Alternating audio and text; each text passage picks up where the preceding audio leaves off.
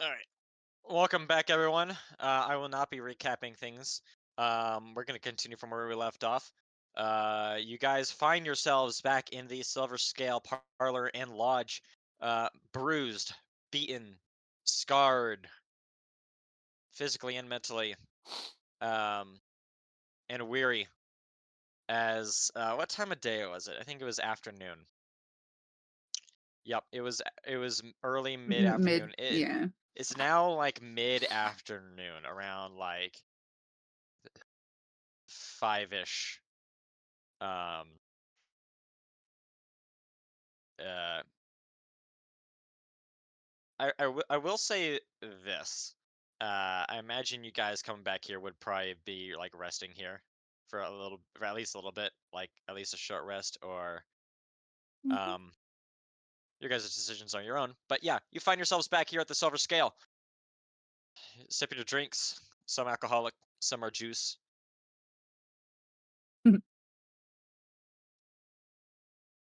Um, Just rolling that check and mark dice. uh, and it has been a long day. You guys have done science. You have been blown up. You've learned critical information about a great many things, and you've been ambushed. What do you guys wish to do now?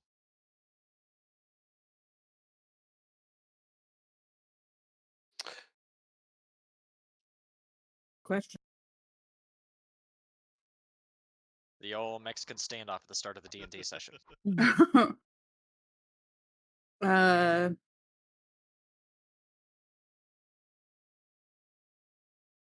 can I take a power nap that's equivalent to a long rest? You can. Would you guys like to short rest? This would be 4 hours long, and for Okay. Aquila, that would count as a long rest. It also counts Mig- for Migs too, me. yeah. Right, for the two of you, it would count as a long rest. Or you guys could decide to spend your evening here just chilling out, licking your wounds, and then long rest. Wait till morning. well, was there anything? I don't remember. See where? So,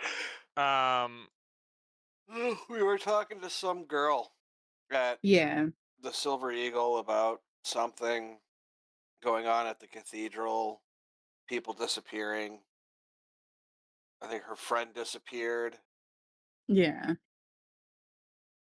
yes, she told you about how the pilgrimages, the nuns, she was a Thulonite nun, and they weren't being given any information about it at all, but like for some, they're not even being told where these pilgrimages are to. But all these pilgrims who are gathered and brought in are led down to the basement from which they never return, at least not so far as she has seen. Yeah. Additionally, um, she mentioned that the arch high priestess herself had disappeared um, um, a month or two maybe back. She did in fact return, but upon her return, she was not quite the same. Her decision making was unpredictable. Her policies changed drastically, and she started pushing this whole pilgrimage thing fervently. uh,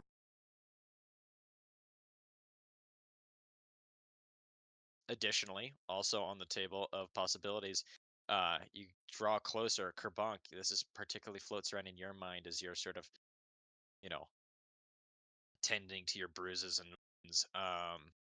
The Grand Apothecary of Nornithal is very near.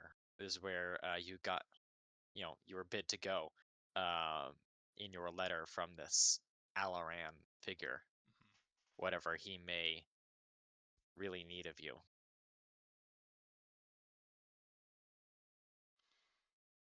do we know where he is?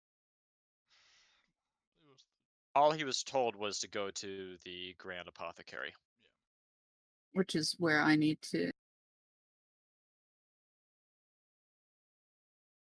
One of the places I wanted to go as That's right.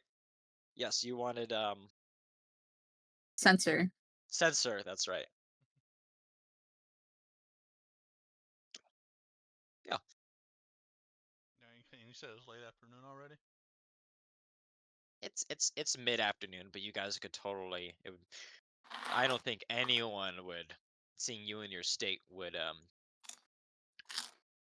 think twice about you guys taking the rest of the day easy, um, you know, healing, cleaning, whatever, and then long resting at the end, if that is what you want. Probably advise.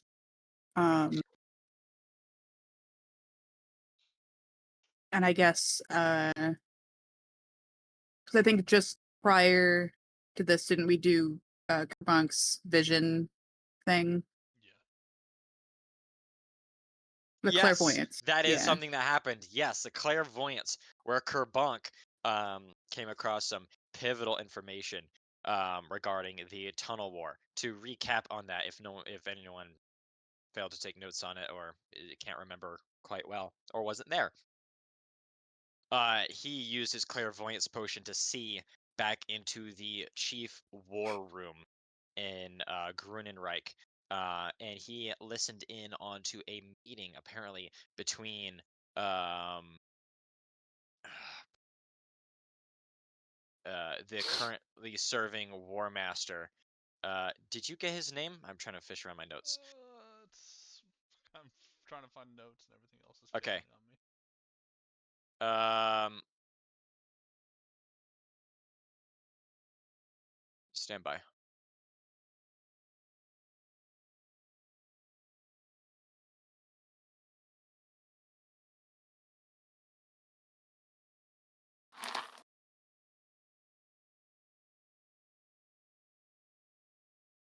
I have it here.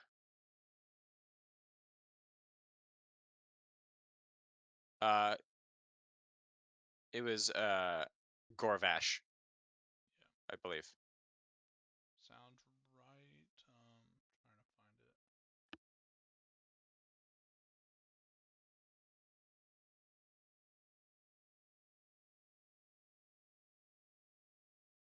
find it. So Gorvash was speaking with apparently some other some war chiefs of the Grunenreich army, um, discussing the next stage in the war. He explained a couple of things. One, as Kerbonk so eloquently put it, Drugaug is not nearly as liked as he believes he is. The higher echelons of command in the Grunenreich army, the highest echelons of command in the Grunenreich army, have been hamstringing his offensive through the Underdark, shorting his supplies and reinforcements, and actually hoping and expecting and counting on his offensive through the Underdark west towards the Great Crater to get bogged down in fighting against the Nordenthal front line. The real killing blow is through a force, the largest force Grudenreich has ever assembled, 150,000 fighters strong, embarking on a great fleet of black ships consisting of uh, uh, battle arcs, siege barges, and various corvettes and smaller fighting vessels, numbering in the triple digits. That will soon be setting sail into the Anvil Gulf, and the ultimate target is Anvil Bay itself, which uh, this War Master intends to set siege to and seize as a foothold to push south for the killing blow in the Tunnel War. And finally, uh, they mention um, that while Grunenreich did not start this war, uh, they will finish it. Mentioning in passing how dwarven infiltrators from Nordenthal crossed the border through the Underdark, slain their people, and burned many of their villages. Perhaps all of this is an act of retaliation against some shadowy act of aggression that you guys have yet to have been made aware of until this point. Yeah, Perhaps was that? that was the start of the tunnel war. Yeah, I believe that was right at the last session. We did that. Yes, Yeah, that's what we ended on last session. that is immediately where the session ended. Mm-hmm. So maybe we spend the rest of the afternoon into the evening discussing what we learned from that. A great many things have been learned in this past day. Not the least of which is that this Lilith figure is clearly aware of you guys and apparently perceives you as a threat to whatever plot is occurring. Us a threat? Never.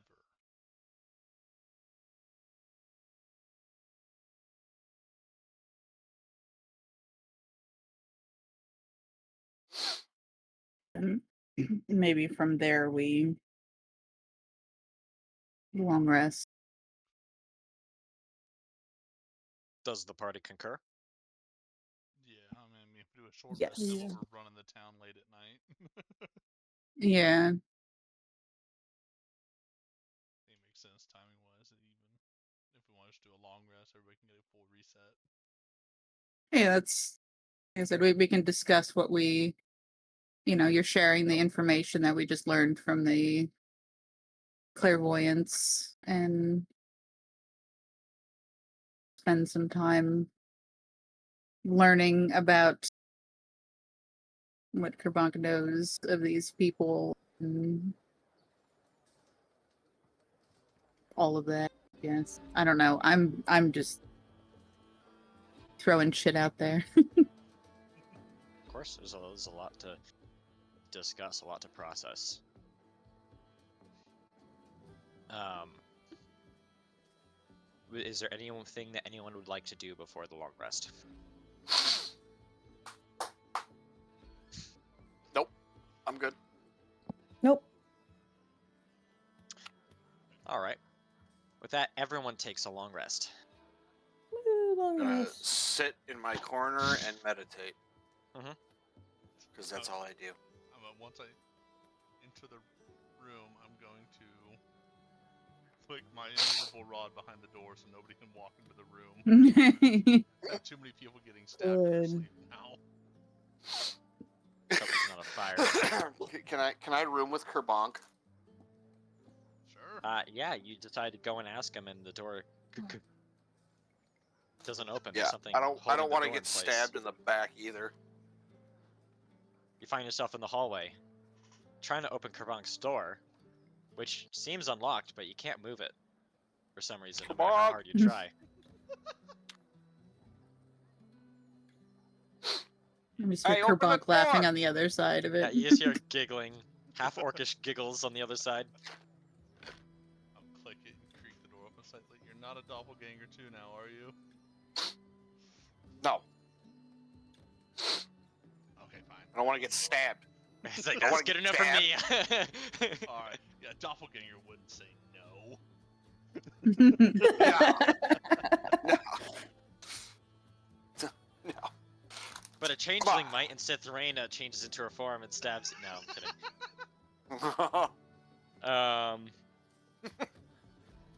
Alright. Damn, Moose just killing off the party one by one. So Diabolical. yeah, everyone can put in their long rest if you've not done so already.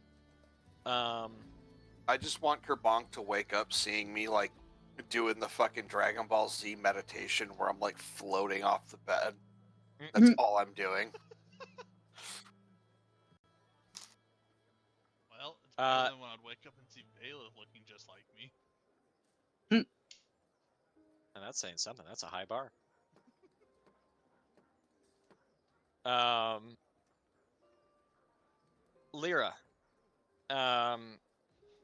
your dreams as usual tonight, but these are, as always, they're not always the only dreams you have. There is another memory that sort of floats back into your memory. Pardon my, lack of diverse language, but it floats into the forefront of your mind, just sleeping. When you were a young child, younger than than when you were during your reoccurring nightmare,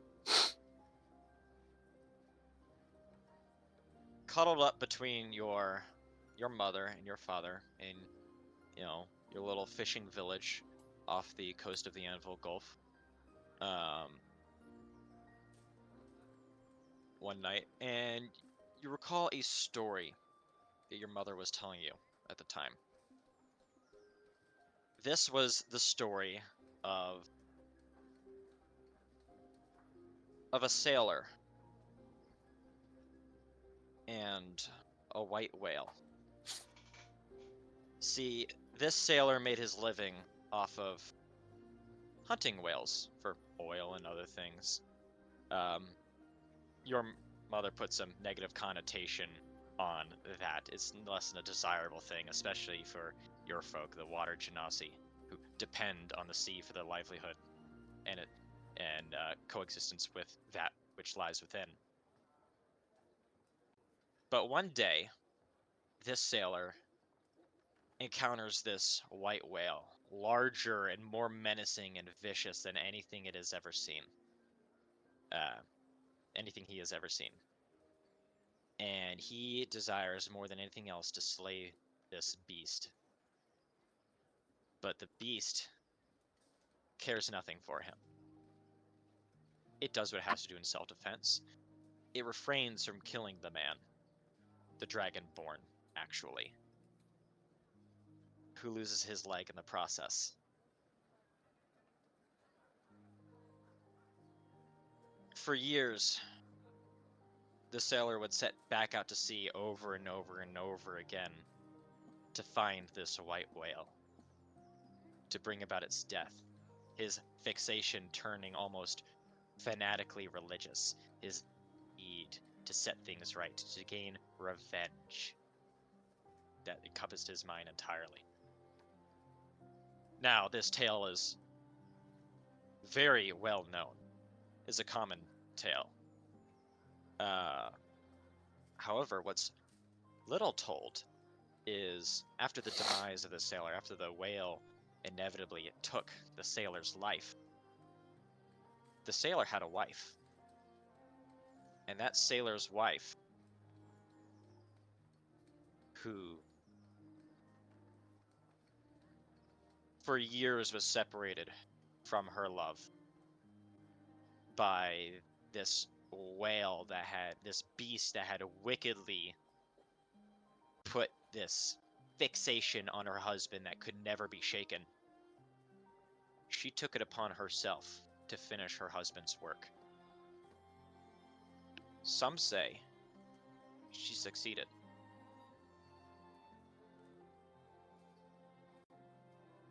And you drift awake.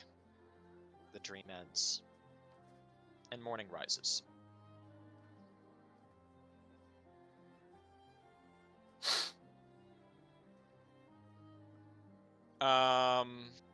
So yeah, each of you guys wake up in your room. Been an uneventful night. You guys feel a lot better. Yesterday was rough. Yesterday was a lot. Yeah.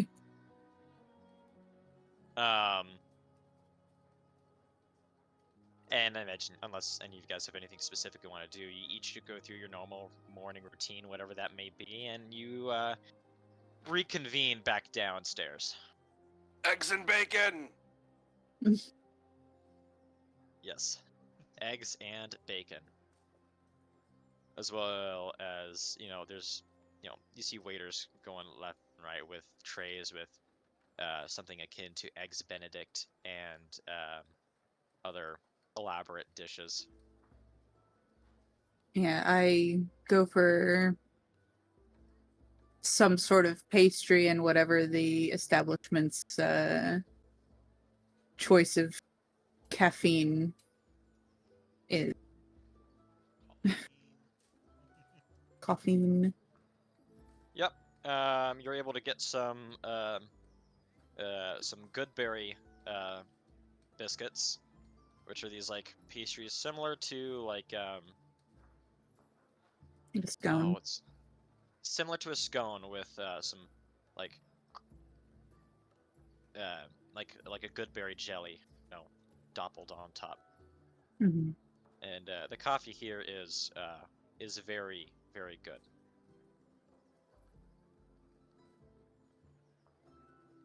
Good coffee, huh?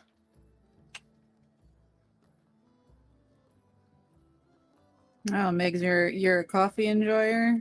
You might be alright then. Yeah.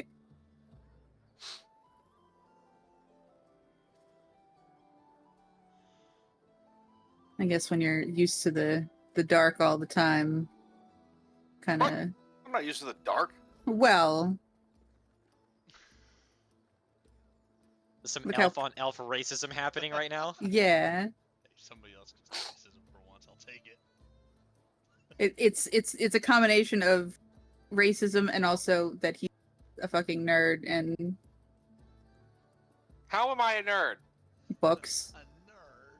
Oh, okay. Sorry, the twig eating fucking forest living hippie isn't happy with books. My bad. I'm just saying,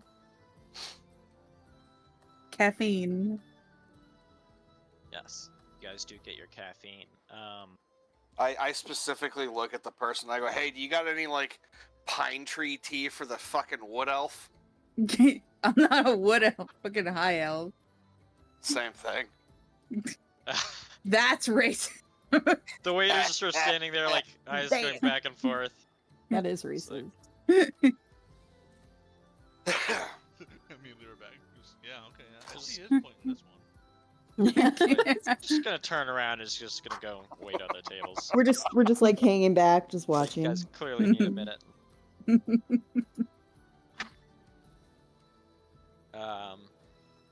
Commentating like a sports event. But yeah, it's business as usual here in the Silver Scale.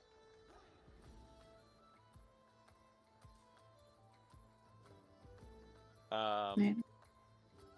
Yeah. Is Astoria drinking her juice? Is sort of Like always. all right. I assume it might be kind of orange juice. Mm-hmm. You guys finished your it'd actually be something more like a pear juice. Oranges aren't too commonplace in this part of the world.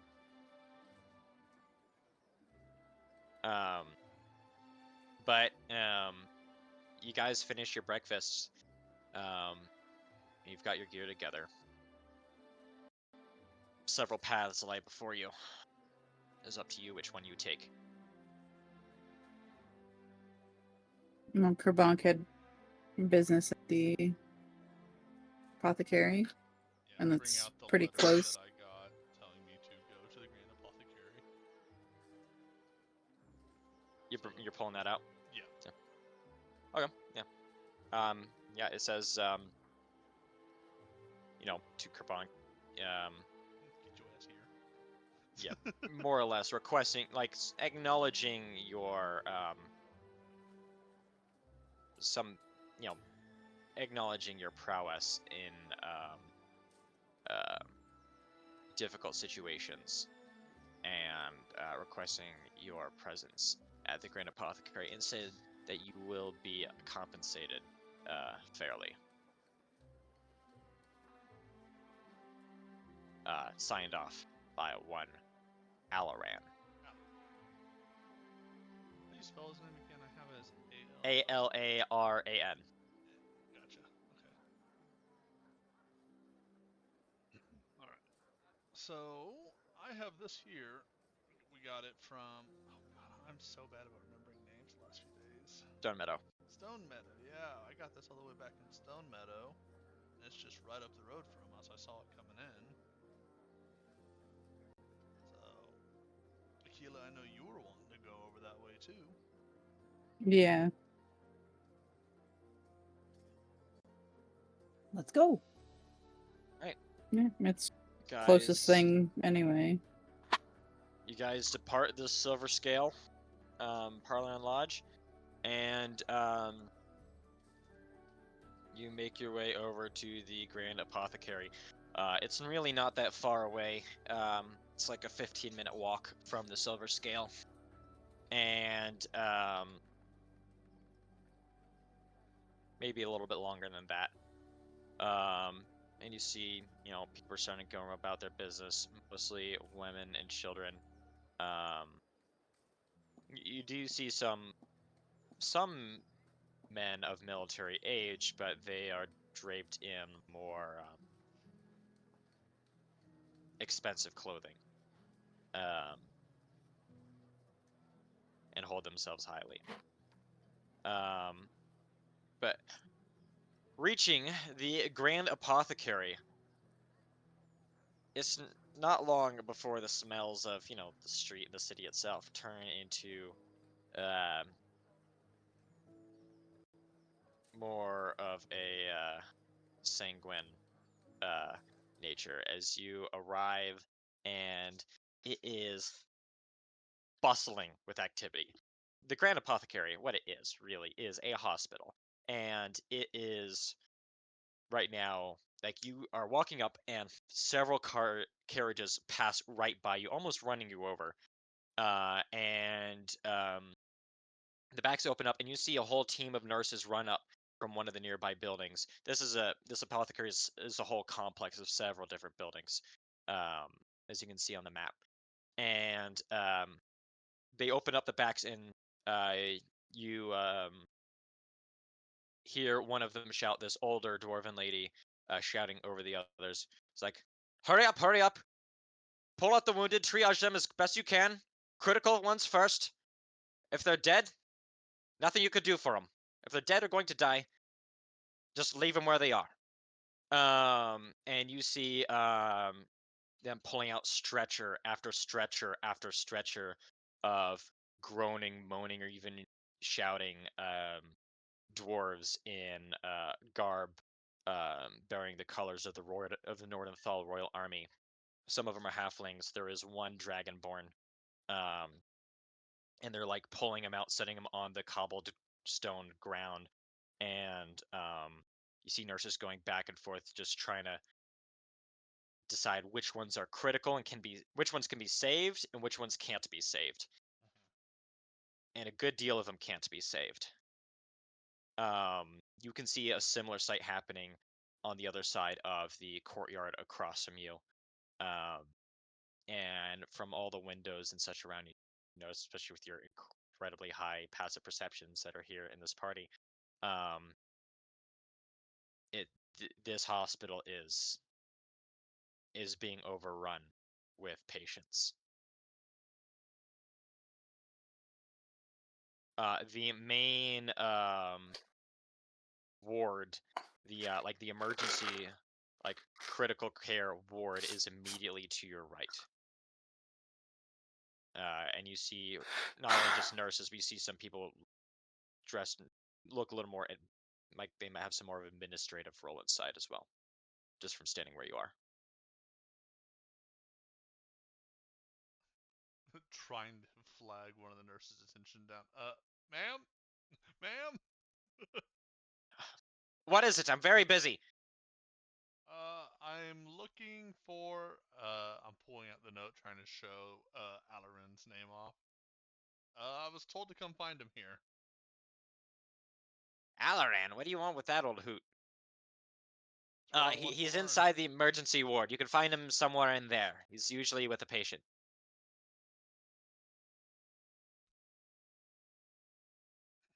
Oh, well, thank you.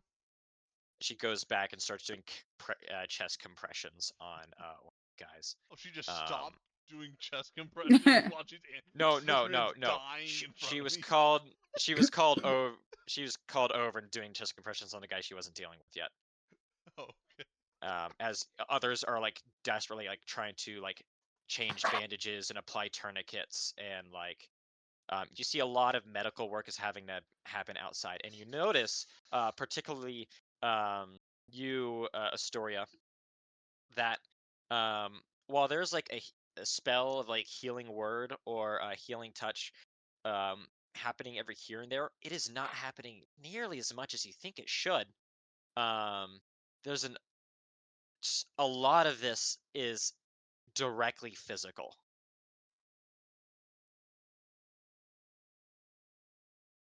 I want to enter in the Cardi B. That's suspicious. Mhm. That's weird. Do they not know magic? At a place Or like do not this, they all of would them? roll an insight for me. Okay.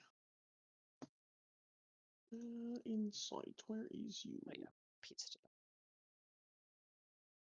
19. on a Nice. 19. Uh, it looks, just a heads up, it looks like D&D Beyond is not gonna be cooperative. Yeah, I was Um, noticing that. Whatever, we're used to it. On a 19, they absolutely should know magic here, and many of these people, these nurses and other folks, are dressed in the garb of clerics. Many of them are clerics to Soluna, some of them are clerics to other deities. But it would make sense to you that an institution like this would put great value at it, hiring as many of those kinds of people as possible. Many of these are, you see empty bottles at their like on like small empty bottles tethered around the sides, and you come to the conclusion is the, the Grand Apothecary must be so. And also on a 19, most of these people are wounded soldiers from the front lines of the Tunnel War. And you come to the realization that they must be so overwhelmed in dealing with these casualties that, I mean, they're running out of spell slots. I mean, Mhm. spell slot as it is not like a canon thing, but what it is, what that mechanic represents is a measurement of that well within a person from which that fills with energy um, from the weave that they can draw from to cast magic. They run Um, out of mana pots. they are um, running. They're just really they are exhausted. They are warned to them. Many of these people doesn't look like they've rested in quite some time. Which, as you all know, you need a rest in order to get those spell slots back. My internet might dip for a moment. Can you guys all still hear me? Yep. Yes. All right, wonderful. And these look like health potions on their waists that have been emptied out. They are. It seems like they're having to resort even to like mundane physical surgery to try and keep these people alive. Okay. How bad would it fuck me up if I told them to go on and I stayed here to help? It would not fuck you up at all. Um, Because I'm just like, man, we just got ambushed. I really want to help, but I kind of need my shit. But like, yeah, I um, can't. As a cleric, I can't just walk by without helping. I mean, there are guards. There are guards here. Northel Royal Army guards. Um, Standing outside the gates. So you're in a very public, well lit area. Okay. Unlike any instance where you guys have been ambushed before, or come into contact before, especially yesterday, you guys were deliberately drawn into a secluded area. It was meant to be done in secrecy. Drawing from your 19 insight, it's unlikely you're going to be ambushed here, or if you are, you're going to have help. Be okay. Okay. So yeah, so there are before you 20 dwarves with some halflings and a dragonborn before you that are still alive in a like mechanically they're making death saving throws. Okay. There are more than that who are down, but like have some HP and are alive and stable. And then there's several who are dead, who've already died since being pulled out of the back of the carriages. I am gonna tell them they need help. Like, this is bad. Like, this is very bad. The nurse from earlier still doing chest compressions, her hands all red with blood. Looks over, is like, well, we'll take any help we can get. Yeah, so I'm gonna help her first. I'm gonna try to go over there and heal like what's going on over there, and I'll let them know like if you want to keep going, you can. This is where I will be for the time being. Okay, are you going to cast any spells here? If my mic would cooperate, Jesus. Um, yeah, we're going to. I'm guessing the person she's working on is one of the ones that are Making getting death the saving throws. yeah. Yes. So we'll cast some cure wounds. On that one person? Yeah. Well, I mean for Okay. now, yeah. Right. And I just presume you're just gonna. I'm not gonna make you burn all your spell slots to. But you're gonna stay behind and you're gonna help these folks out. Yeah. All right. Um, with that, you take an inspiration. Nice. Ooh. That is a heroic act.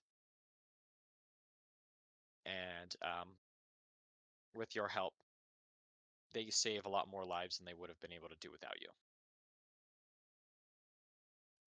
Woo! The rest of you enter in. I meant to choose music for this part, but I didn't end up getting around to that part.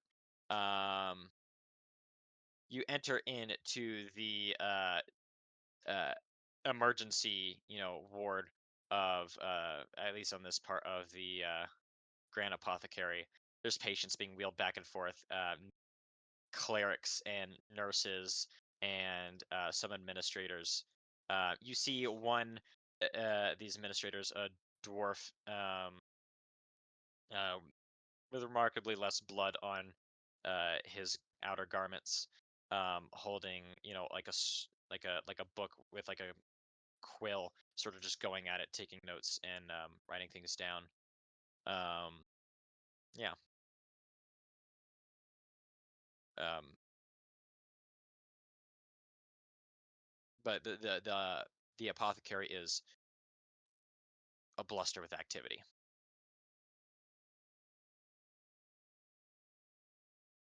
Yeah, I'm gonna wander forward. Just keep wondering, Alaran? As I'm just every person that passes by, just because I don't know who the fuck I'm looking for. He just, without even looking up, hearing just you questioningly ask the name, he just points to one of the rooms on the side and says, "Down that way, room 4." Okay. Not even gonna try to ask questions on this guy right now. All right. A closed. As you approach, so as you turn, he sort of looks up and is like, "Wait, Alaran, what are you looking for Alaran for? What do you want with him?" Uh, you wanted to see me first. He wants to see someone. Oh, jeez, you must really be doing very bad. Alaran normally deals with the dead and dying. The You're sure it was Alaran? He doesn't really, you know, speak to anyone very much. I mean, we kind of all avoid him. Why do y'all avoid him? Well, I'm sure you're going to find out. He,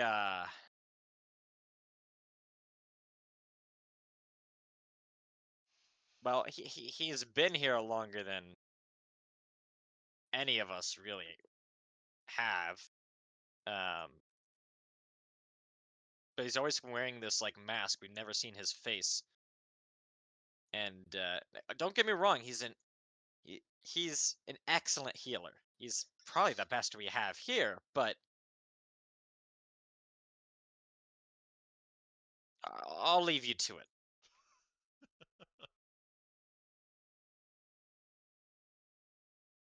And he goes back to scribbling in his tome. Well, that fills me with a whole lot of trust this is about to go well. All right. Do you enter the room? Yep. You enter the room. And on either side is like a lineup of like uh surgery tables. He stands in the middle at the end. At the end, stands a figure. The first thing you notice is that it's really whatever. You can't even tell he or she. The figure is hard to make out. Adorned in faded violet robes, um, speckled with spots that look akin to stars. Um, Not like your actual, drawing of a star, but like actually like if you're looking as if you were looking up into the night sky itself. Mm-hmm. And you turn. Are you all entering this room? Yeah. Um, you all enter this room, and things.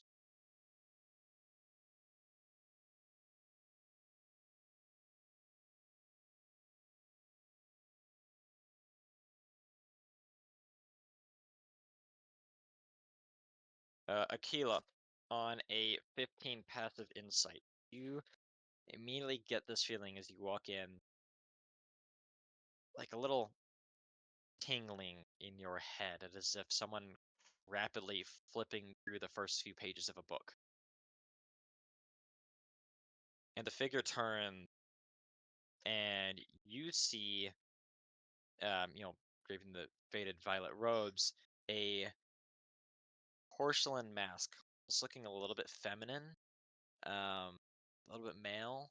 It's really quite featureless, um, except for two milky white eyes sunk in behind the mask, and almost like a Are you talking like Phantom of the Opera type no, mask? it's a full thing, full Yeah. mask, um, and almost like dark lines, almost maybe tears, drawing down from the open eye sockets on the mask.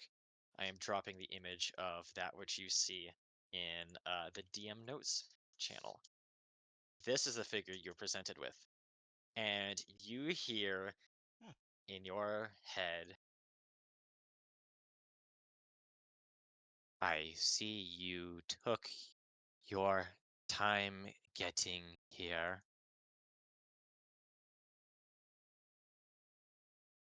You have come with company, I see. Carbunk? Okay, answer my question. Yeah. These are my Is she friends. speaking to all of us? All of you hear this in your head. Not even like a verbal thing. Hear this in Yeah. your head. Um, and each of you hear this in your own like native language. You hear this in perfect Orcish, Kerbon. Clearly freaked out. uh, yeah. These are my friends. These who have been traveling with for a while.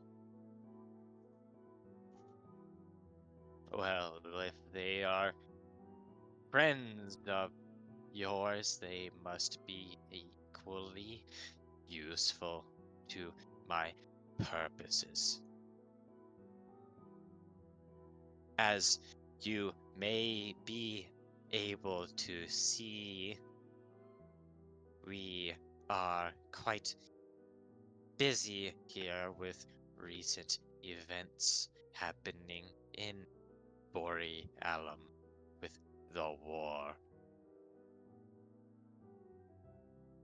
Every day, more and more wounded are brought here. More and more die.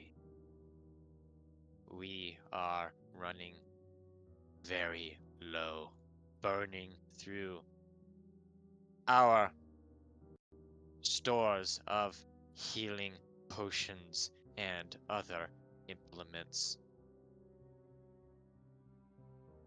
And unlike myself, the others here cannot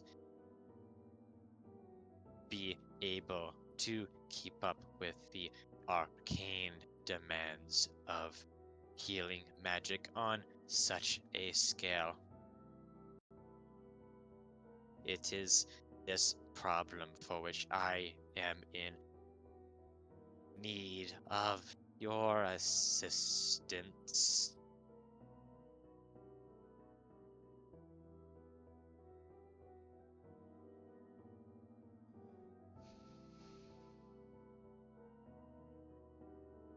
Okay.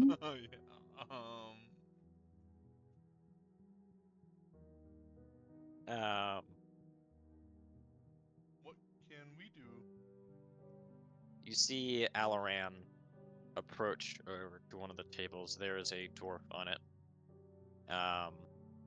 The skin is pale, and he reaches over with. Um, his arms are entirely covered by long. Its arms are covered by long, saggy sleeves, but you see at the very end two white, bony fingers with, reach out and close the eyes of the deceased. Without turning back to look at you, and says, "Below the apothecary lies the basements. This is used for storage of all resources we may need. We have gone through almost every single level. Every single level except the bottom one.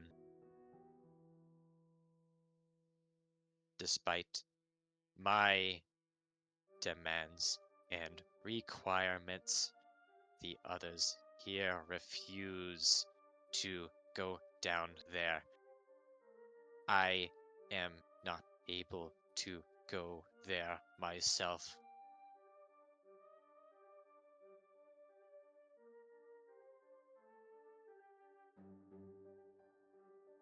What I can inform you of is that the other workers here do not return from that place well. They come shaken and deeply disturbed, physically and psychologically. The only perfect remedy thus far has been total repression of all memory of the event. You have.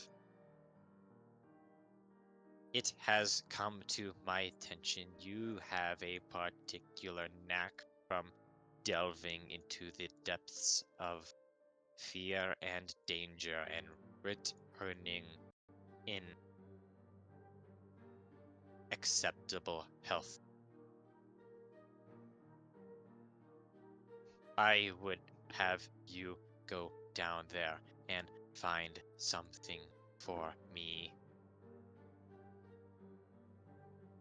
And in And return,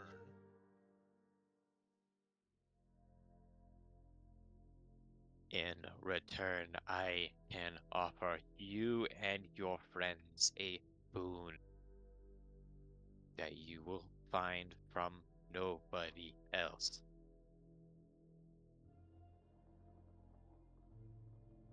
The nature of that boon depends on the nature of your success. Alaran turns back to you and approaches.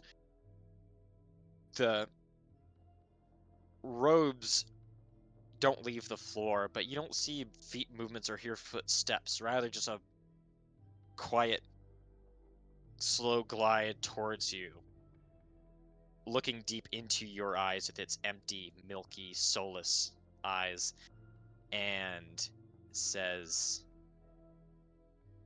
I must warn you, though. There are rumors of those who linger there. Do not listen to them.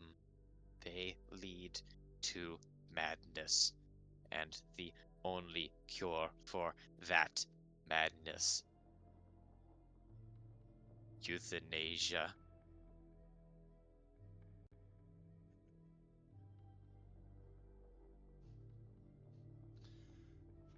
Alrighty then. What are you needing us to get?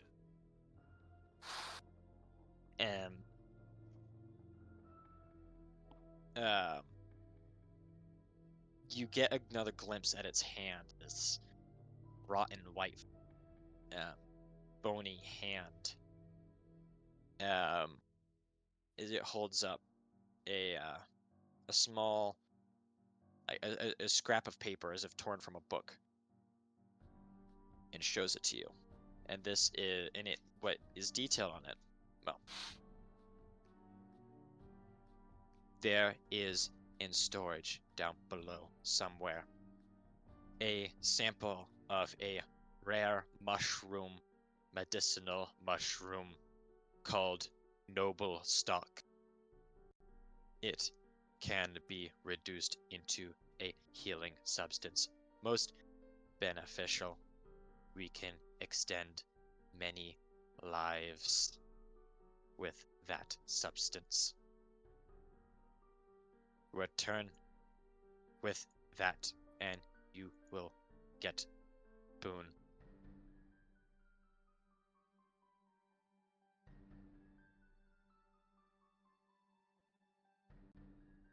Are there any questions on your minds which you seek to ask? No.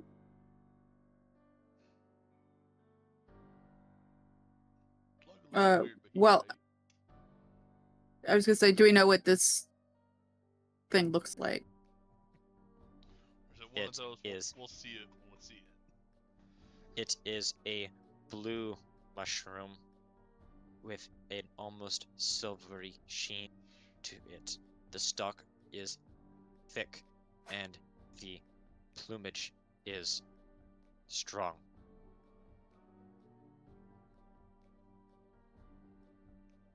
And it shows you a picture of it on that page, Okay. which also details all sorts of medical facts about it. It's clearly torn from some kind of medical journal.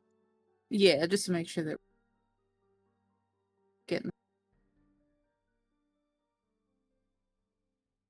One last thing before you go into the depths of the apothecary basement.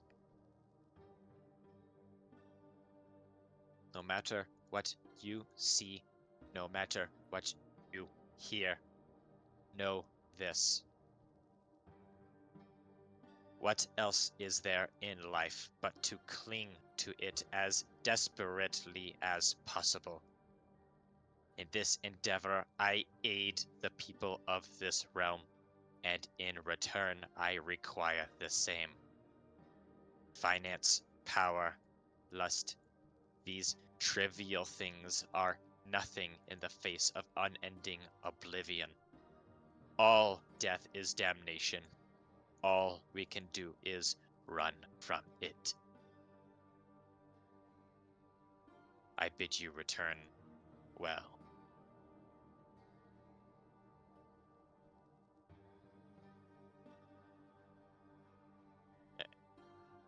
And he turns, going back to one of the other tables.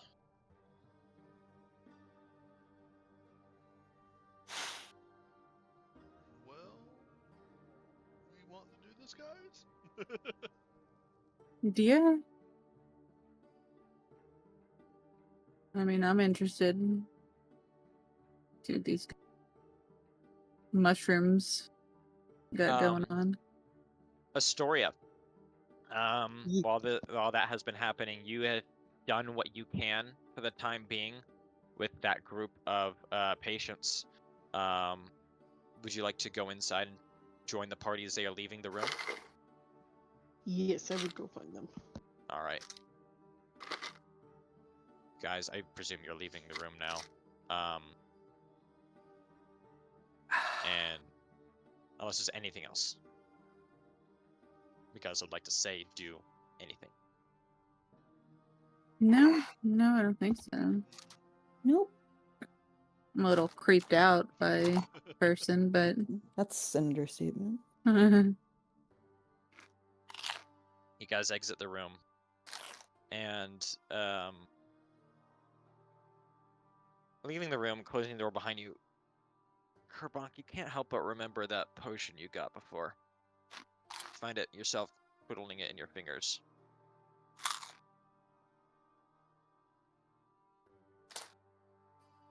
I believe it was Detect Good and Evil.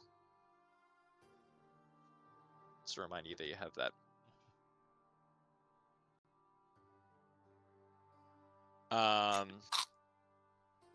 You guys find Astoria comes in. Astoria, your describe some of the work you were doing. Was it all magic, or were you doing some physical stuff as well? I would have tried to do some physical stuff if I couldn't, unless it was absolutely necessary for, like, if they were gonna, like, if I knew they were gonna, like, really die, then I would have used magic. Right. So you come back. Your hands are bloodied. Yes. And you're a little bit tired, but you have an inspiration point and a used spell slot.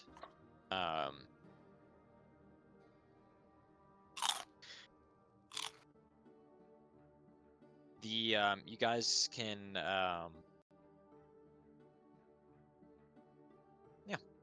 you guys meet back up in like the main like lobby area of this part of the complex. well, weren't we going down to the basement or whatever? There are stairs nearby. There's a stairwell that leads down.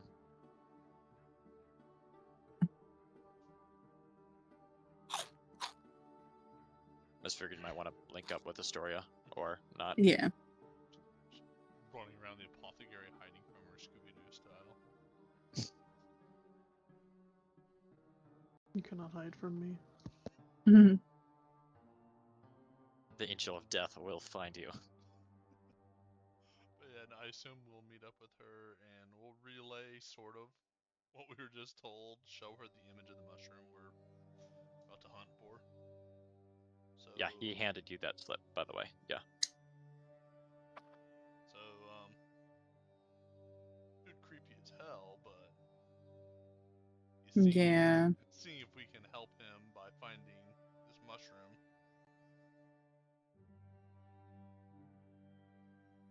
Yeah, it seems like we could really help the people here by doing that.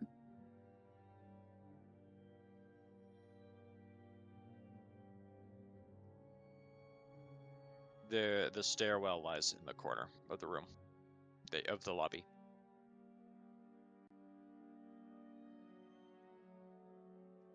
Yeah. I think we'll head that way. Right. Yeah, I had Yeah, to the stairs. There are these spiral stairs going down and down and down several. You guys are the base level. and you guys go down, and you remember you're being told to go to the lowest level of the basement. And you can see some of the, like, as you go down, there's like doors. Some of them left open. You can see these storage, big, large storage rooms that are just completely run through. Empty bottles and empty boxes littered on the ground. And you guys continue down, and it gets colder, and it gets darker, and eventually you reach the bottom. And the door lies before you. Unlike all the other floors, this one is completely untouched.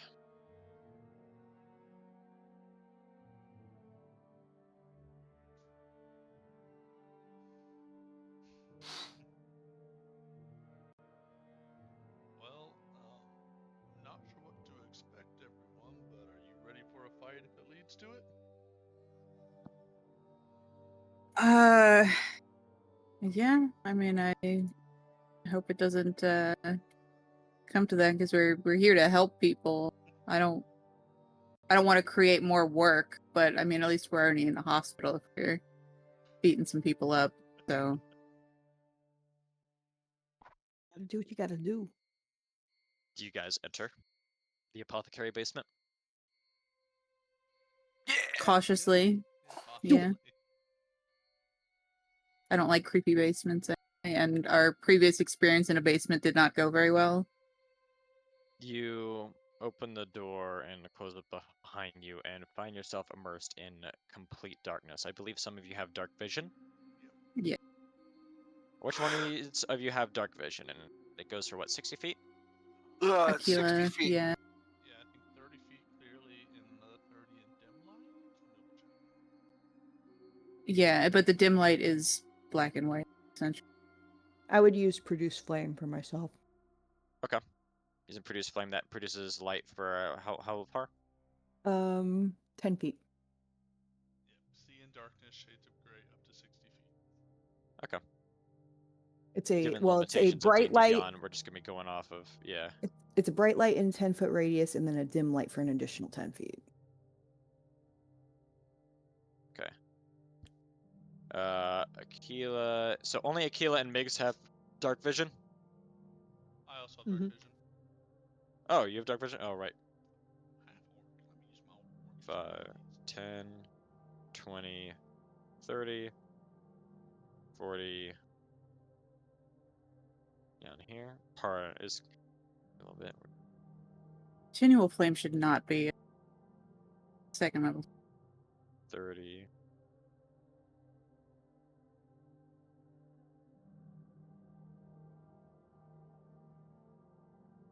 Say you can.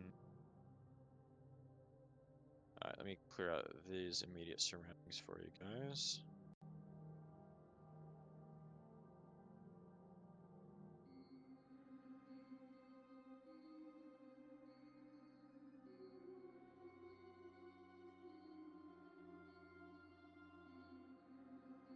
And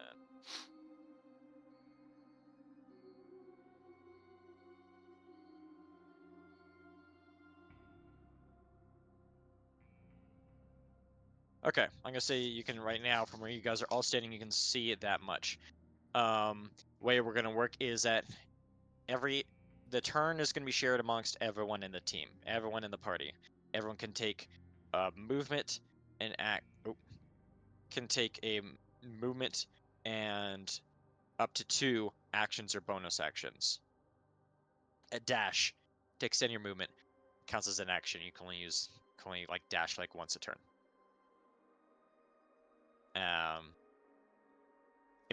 So you find yourselves surrounded by crates, both large and small. Cobwebs. Are you can see like signs of the cobwebs and other things. It's very, very cold and dark down here. Before you lies a chest right here.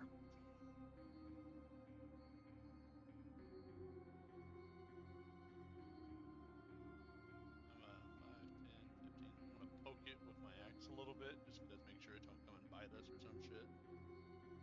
You poke it with your axe, and there's no response. Can I see if there's a lock on it, or can I see anything from it visually? There is roll an investigation for me, and let me know the results of that.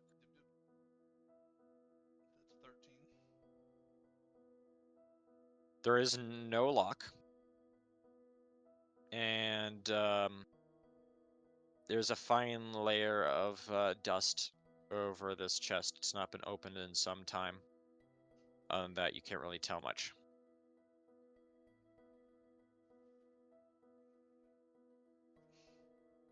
Is it in here? It's this easy, right? Well, I'll open it up, see what's inside. You open it up, and you find some scalpels, a bone saw. You also find 2 potions of healing. Okay. Mundane potion, like not mundane, but Mhm. basic level potions of healing. Not great or anything else like that. Gotcha. You said 2 of them? 2 of them.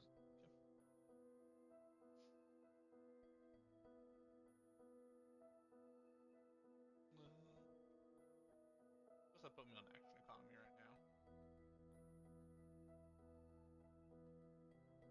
Was that? So roughly where you're saying I'm at for the action economy right now, then? I Yeah. did investigation, and then I opened that. Yeah, I'd say that'd be a complete, like, your bit's done. Cool. If anyone else would like to hold on, put something up in the where is here it is. Okay. All right. Anyone else would like to do anything? Uh, I'm pretty sure Can I got a I- spell or 2. Can I think it's perception. Or would it be investigation? To like see if I can like hear or like sense anything in the room. That'd be beyond what I can perception. see. Okay. Yeah, that'd be perception. You're using your senses to perceive. Let me know the results of that roll. 10? 10? 10. It's very quiet. Maybe you hear the dripping of water somewhere, but you can't hear much. It's deathly quiet in here.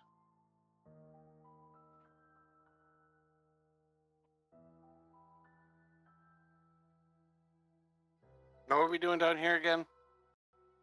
You're looking for a mushroom called noble stock. Ah, that's right. Yeah. I was going to make a joke about mushrooms to the hippie.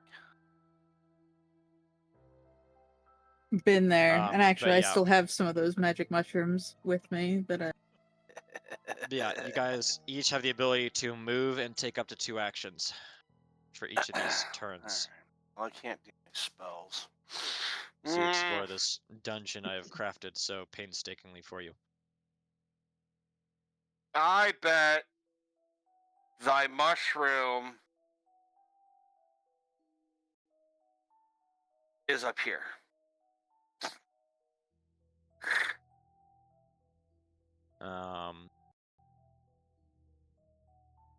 Here, see, you're able to see a little bit more over here. Yeah, I don't think you're able to see over here. Oh, I can cast light. What are the But I effects of think that spell? only me and Lyra can't see, right? You cast one. Everyone's sight is certainly limited here. You touch one large or smaller object that isn't being worn or carried by someone else until the spell ends. Oh yeah, it's the cantrip light, right? Yeah. Yeah. Very familiar with that one. Mm. You can absolutely cast that and aid your vision if you want to, so you can not have to rely on other people's sight to guide you. Because again, everything's pitch black for you right now. You currently cannot see anything except the glowing amber ball of flame Lyra is carefully holding in her palm. Okay. So I would have to. Can I carry it with light? Like, can I hold something? You can cast or... light on anything. You can pick up a stick and cast light on that. If you have an item in your hand, a weapon, you can cast light on that. Okay, I was just asking because it says, can't, as long as it isn't being worn or carried by someone else, but I'm assuming if I'm holding it, that would be okay. Yes. You pick Okay. it back up. Yeah, you could absolutely carry it. You can like like if something I like to do if my character has a shield and I have a light cantrip, I cast light That's on what my I was shield. gonna do. I was gonna Yeah. do it on either my shield or my mace. Yeah. Yes. So that absolutely works. Hooray! Put on the mace. It's Lightbringer as we're reading people right in the mace. Like that. Wake up, bunk. Yeah. Yeah. So I'll cast light on my mace, and then I'll kind of just keep with everybody so that we can see. That's 5, 10, 15. I'm gonna sit on your shoulder for now, Kerbonk. Hell yeah. with your All right. shield or mace, Yeah, whatever with you my choose. yeah. All right. Anyone else want to take any action? Akila, Migs. We're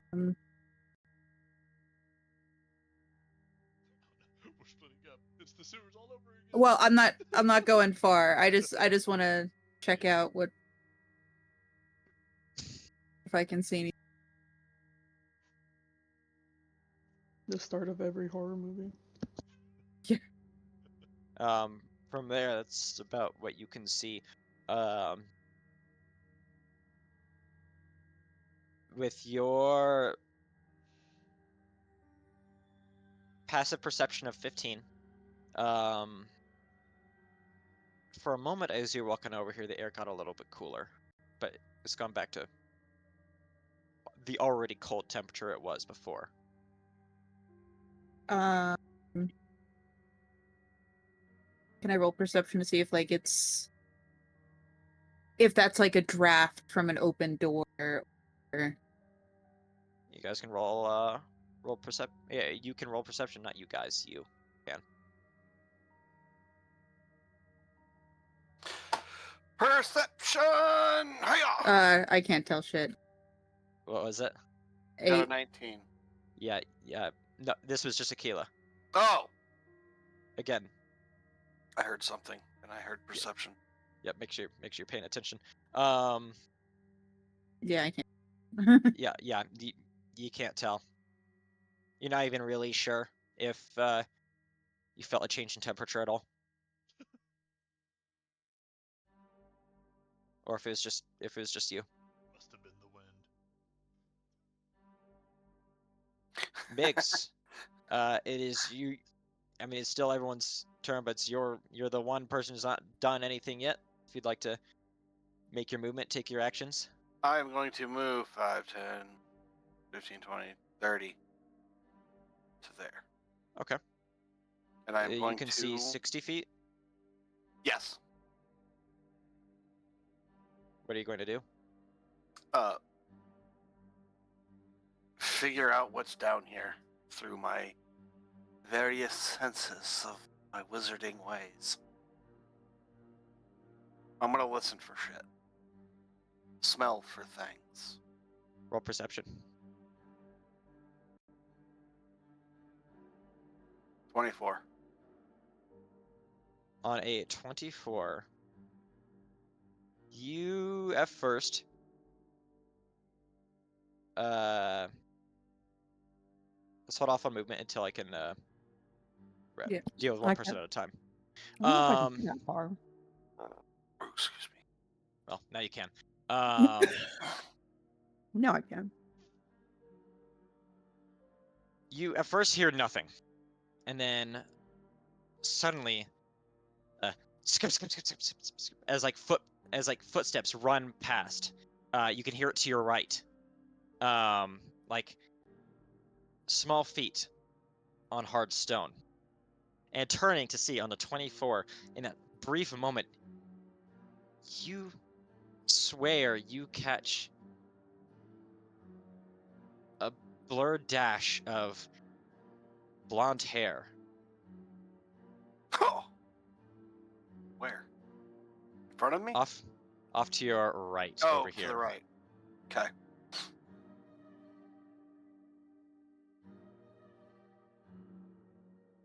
You swear for a moment, thinking back to that, like that little screenshot in your friggin' memory, as you're able to do.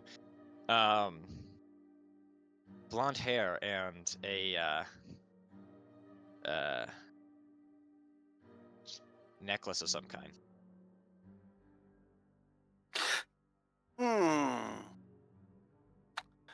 Rightio then.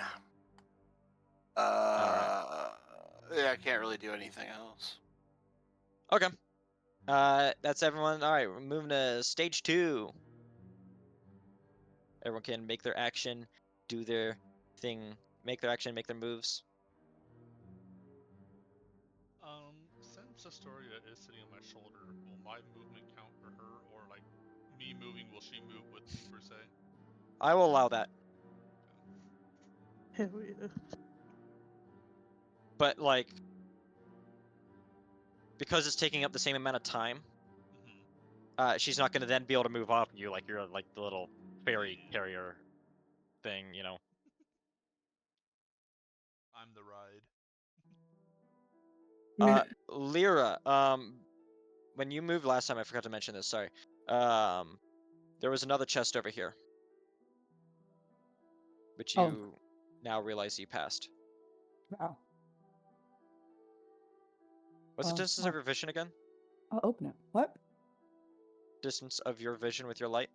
It's a 10-foot radius with bright light, and then an additional 10 feet of dim light. Okay, so 20 feet. Yeah. All right. Okay, so I'll try to open the chest then. This one's the mimic because it didn't poke it. Okay. Right? You open it up, and you find stacks and stacks of nurse uniforms on one half, and on the other some syringes, some medical tools, and you find you also find a vial of poison. Ooh, a vial of poison.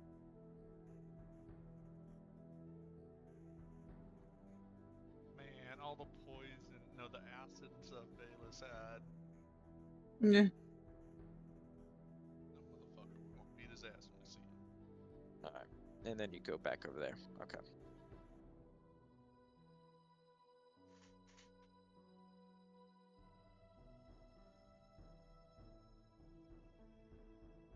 And on your 21 passive perception, you can feel things get a little colder again as you come up here. Well, not again. For you, this is the first time. Okay. All right. Anyone else? Yes, I think I'm going to move, and Astoria, if you want to come with me, up to you. Mhm. Okay. 5, 10, 15, 20. I kind of want to see what I can see to this right side. Because I assume Mig said that he saw something run by. Biggs, did you? I didn't say anything to anybody, but I saw it. Well, then, no, then. But I will stop here because nobody's went down this hallway and see what I can peek and observe so far. So then I wouldn't know somebody's there. Or possibly there. What do you think? Okay.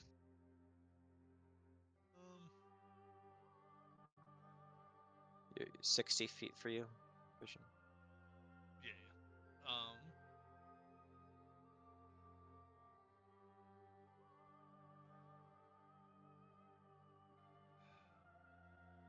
Let's go this way. How far I go? So 5, 10, 15, 20, 25, 30, 35, 40. I love how barbarian I run far.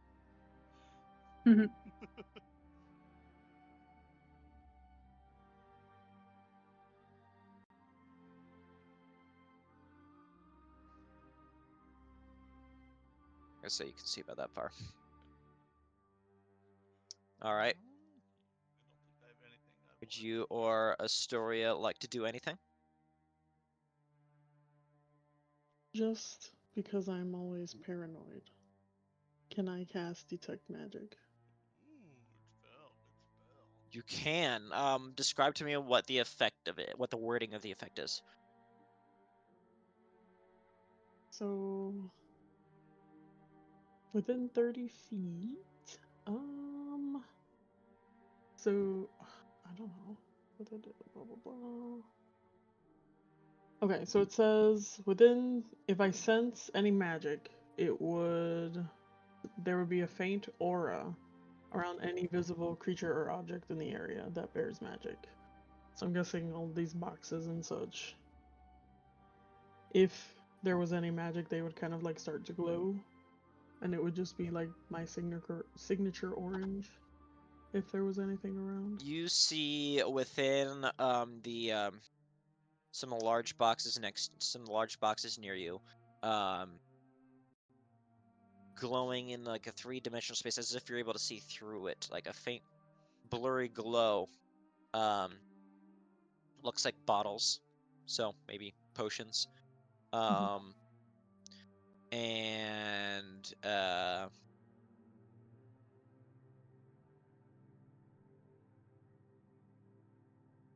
checking something real quick. Mhm.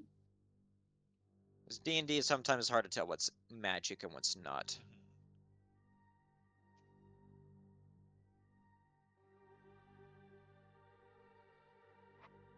What did it say one more time? It says for the duration you sense the presence of magical effects within 30 feet of yourself. If you sense such effects, you can take the magic action to see a faint aura around any visible creature or object in the area that bears the magic. Okay. And if an effect was created by a spell, you learn the spell's school of magic. I'm not gonna make up a bunch of schools of magic for potions and such. Yeah. School of Magic of Brewery. But Kyle's Doom University, bitch. No, I know what Ghost Magic means. Yeah, no. What you detect is what I described. Does that spell last for a while? It lasts 10 minutes with concentration. And you said she saw. Cool. She could see the or it looks like bottles. Yes, Where in was that these located? like large Just sort of. Gotcha. sealed, nailed shut crates, like somewhere inside of them.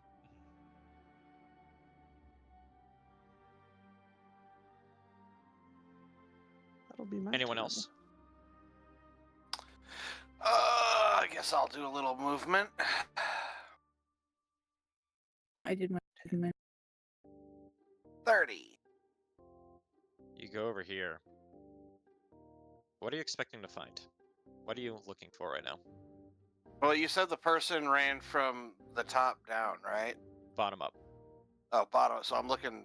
I mean, I take a look to the right, but then I look more up. Side note: if they were running, could we hear them at all? Not unless they're sneaky. I'll say I wouldn't know to be checking for it, but I'm in if they're being sneaky, that makes sense too. But You did say it was extremely quiet. sure. Very So, hard to detect. well, I don't mean, see the anything. room is extremely. Yeah, it's extremely quiet in here. But yeah, They sneaky. none of the rest of you guys heard anything. Only Miggs was able to hear it.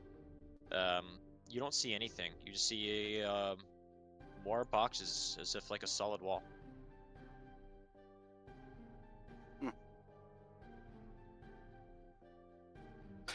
Well, then I will. I'm going to inspect the crates much closer. Okay, you're gonna be inspecting them. How would you like to do that? Like, are you just like trying to perceive them? Are you like investigating Like a crate in particular, or I'm gonna perceive them. all right, roll perception. See if there's anything like that could be maybe loose or whatnot. Like they're hiding in a box. Roll perception, and let me know the result. 14. On a 14, well, you certainly don't see them, and the box is all the fine layer of dust over them. Looking on the floor, fine layer of dust as well. Like, not even a sign of footprints.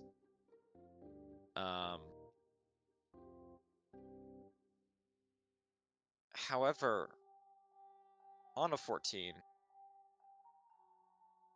you swear you can hear some giggling deeper in.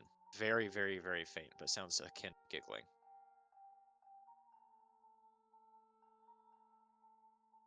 I see. In the direction north of you. Gotcha. Somewhere. Okay.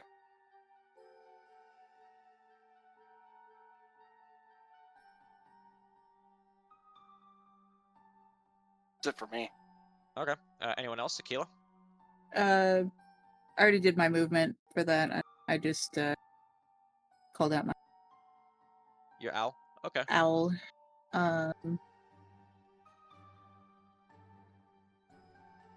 And yeah, I'm gonna eventually catch up to everybody. Okay. All right. All right. We're in the next turn now.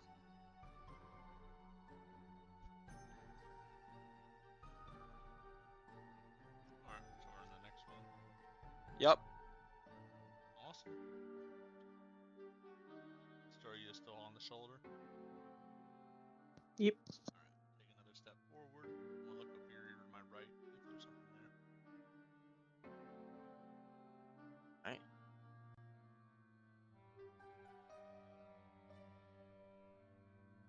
Mm-hmm.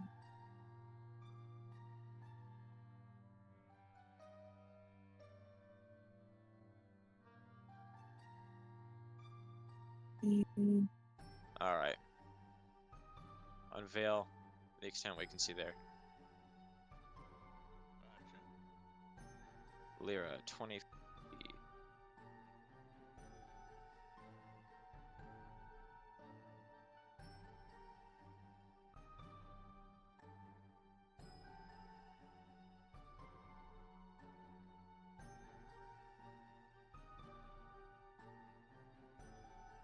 You said we could dash. You can dash. You can use one of your 2 actions or bonus actions to dash. Oh god. You fucking dashed! I don't do. Just do the I don't whole, know like, what woodpecker, just like... happened there. I didn't even move my mouse. It went like from my. It just left from my. Yeah. Lyra, moving up there, do you do anything? I'm gonna roll perception again. All right. See if I sense anything different up here, especially since it's colder. 23. It is not colder anymore. It's warm again. It's So just it was cold. only like Well, it's where not Aquila warm. is. It's cold, but it's not freezing.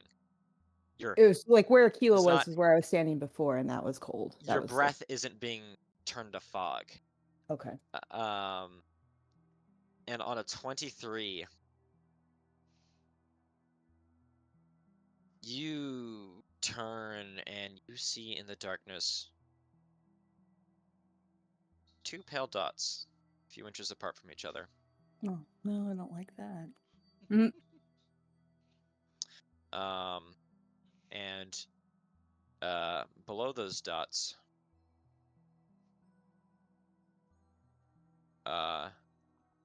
see a little bit of gleam of reflection from your little fireball, your orb of flame, revealing a metallic necklace of sorts and an opal jewel in the middle of that necklace. Is that like here in this area? It is Or is it like over here? Like, where am I seeing? It is over here, right, like just beyond the edge of Right your on the vision. edge. Okay. Like just So I'm like seeing glinting it like off your over flame. this box, Yes. like over the top of it. Okay. And even then, like you caught in like the corner of your vision, you know, where you're able to see in the dark Yeah. a little bit better. And you could still see it. You're looking at it right now. I dislike that a lot.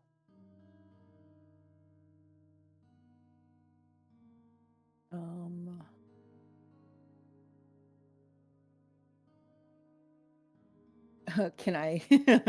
I'm gonna throw a starry wisp at it. This is an attack. Sure. Why not? I'm gonna fuck everything up right now. Okay, you can make an attack.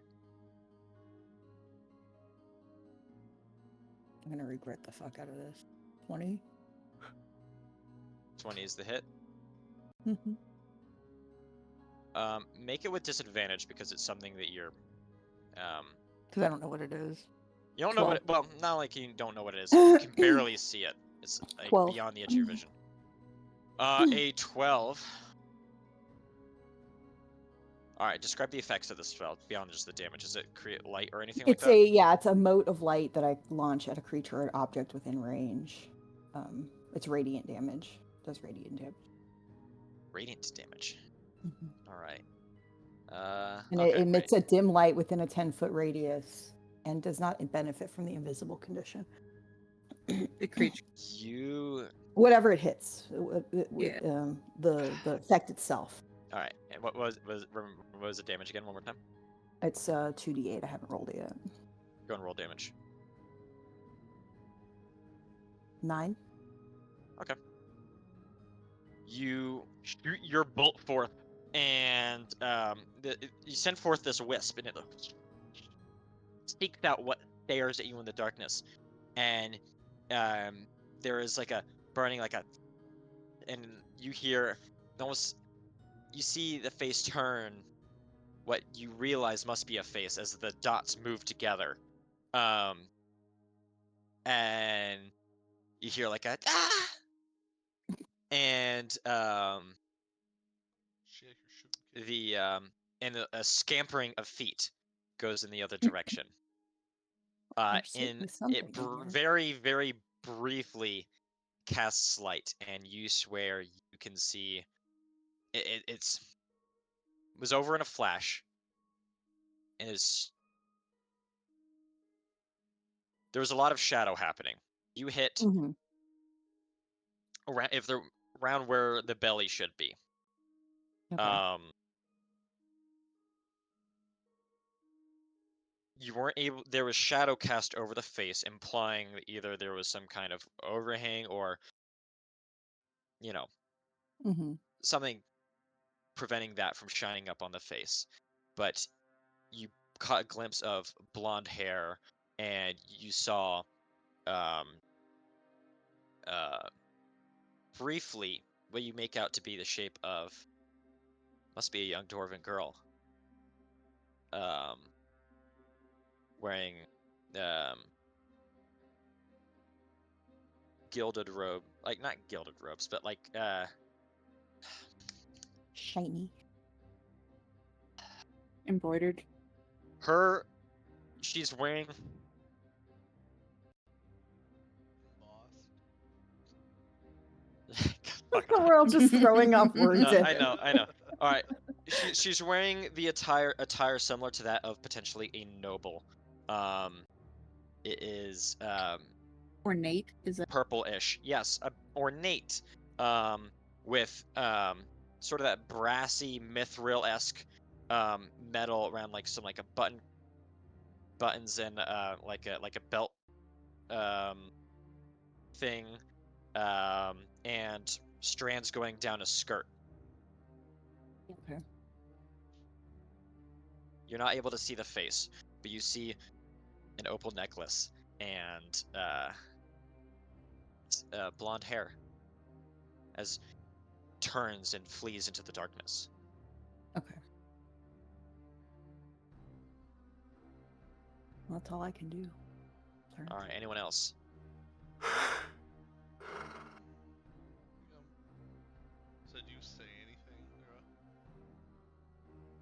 Um, walking each direction.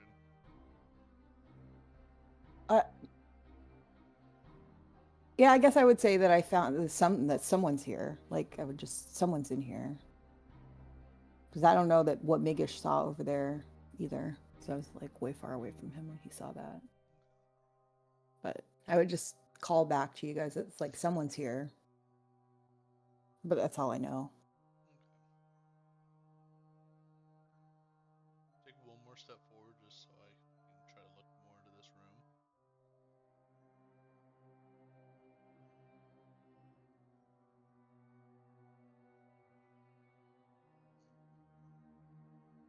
I know what the edge of that looks like. Nice.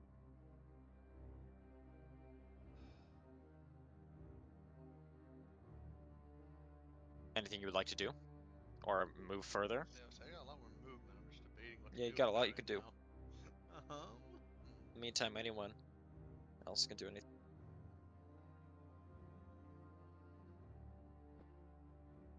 Guess I'm climbing these boxes. You're gonna climb over. Yep. Make me an athletics check.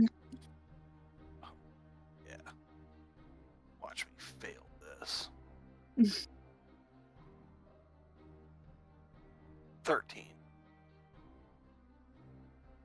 You try to step and climb over, but when they're stacked too high in this part, they're stacked to the ceiling. As you find, you're not able to get over. Okay, guess I'm walking around. 5, 10.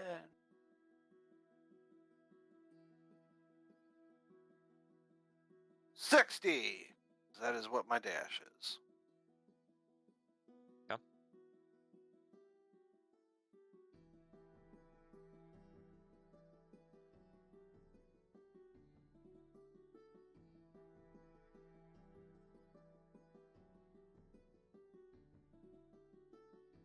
I guess is this where I could, or can I do another action then? You've made an action in your attempt to climb, Yeah. and then Then you dashed. Yeah. Okay. Never mind then. That's right. And 2 now you've actions. moved. So you were done. I'm done. I'm going to dash as well. So I've done 10 feet, 15, 20, 25, 30, 35,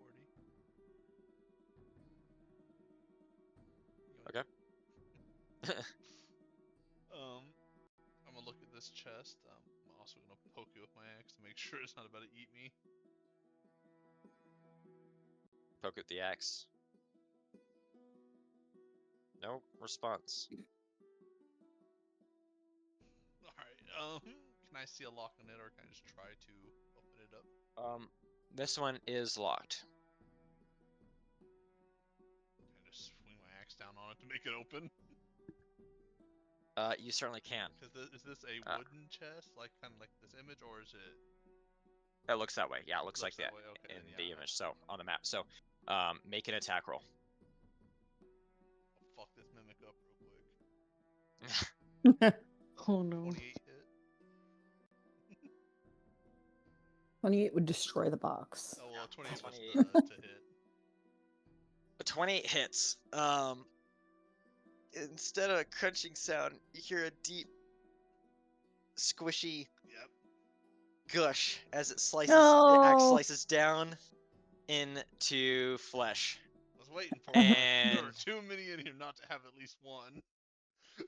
rapidly, you see the box, the lock just sort of split in two, as it wasn't really a lock in the first place. It was just sort of there to get your hands right there. And the chest opens, revealing teeth and a tongue. I'm gonna say Do I need to roll you damage? guys My 28 are was just to hit. yes. Guess it's not in a rage. 21. 21 damage. Yeah. All right, gotcha. I'll keep that noted. Astoria, Kerbank, and Migs roll initiative. Nat 1. Akila, do you want any part of this? 18. Do I want? Wants a strong word. Who's in it? Right now it's Kerbank, just Astorian, Mix. Mix, yeah. And obviously, when I'll I see that he's squishy and not wooden, I'm gonna start yelling out that we got another Bessie situation. stay. I'll just stay out for the moment because I'll head with Lyra because When the we high don't what's your know roll? what else in is. here comes to attack. Hibbles? I got a 10. Okay. All right. I got a fat 3 for my initiative. If this is, if I don't know, I'll let you play with it. Do I get my bonus attack since I swung an attack on the chest? Or like my 2 attacks per action? No. Thought I'd ask. As you see this thing come alive, Astoria, it is the your turn first. You guys prevented this thing from being able to take surprise on you. But now you see this chest opening up and wriggling and coming alive. Rows of teeth appearing and multiple what looked like rivets now open up to reveal themselves to be eyes. And a purple tongue reveals itself. Ah, a mimic. Astoria, Guiding it bolt. is your turn. Guiding bolt. Hell yeah. All right. Well, 15. It says 15 hit. Yes. That hits. 14 damage. All right. Fucking destroys the chest. We're chunking this motherfucker already. We've already done That's a lot of 35 damage. Is that your turn? I'm gonna say until you lift off from Kerbank's shoulders, you are still on his shoulders. Yes. So you're gonna be on the same tile. Well, if I move to attempt to get off her shoulder so I'm not fucking with Kerbonk's swings or anything, that would give it opportunity, I'm guessing? Not if you stay within its range of attack. So like what if I were to move like either back or here? Moving back would give it opportunity attack. To the side would not. You'll just have to stay within these two. Or if you want to stay here. Yeah. Yeah, well, you're stuck with me for a little bit. I'll make sure my axe doesn't hit you. Alright, knock on wood. That is my turn. That is my turn. Okay, staying on him. Alright. It is now the Mimic's turn.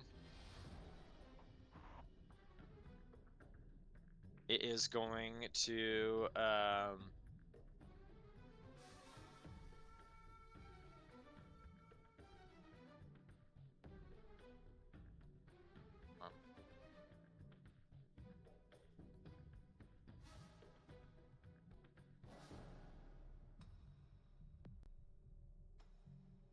Alright, it is going to suddenly lash out at you, not with its tongue in an attempt to bite you, but is going to attempt to lash out at you with its pseudopod from underneath it. Kerbung. It's not even telling me what my roll is. That's the biggest question of all.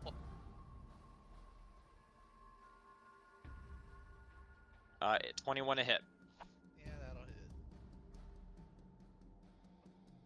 I get that to Alright. feel this damage until I take my turn. So you take 5 damage. And you are subjected to its adhesive trait, so you suddenly find yourself stuck to. Not only does it like slam you against the boxes behind, sorry, you're a bit rattled up there as like Kerbung is like lunged, like thrown back into the boxes, but you now are stuck to the mimic. You are now grappled by it, adhered to it.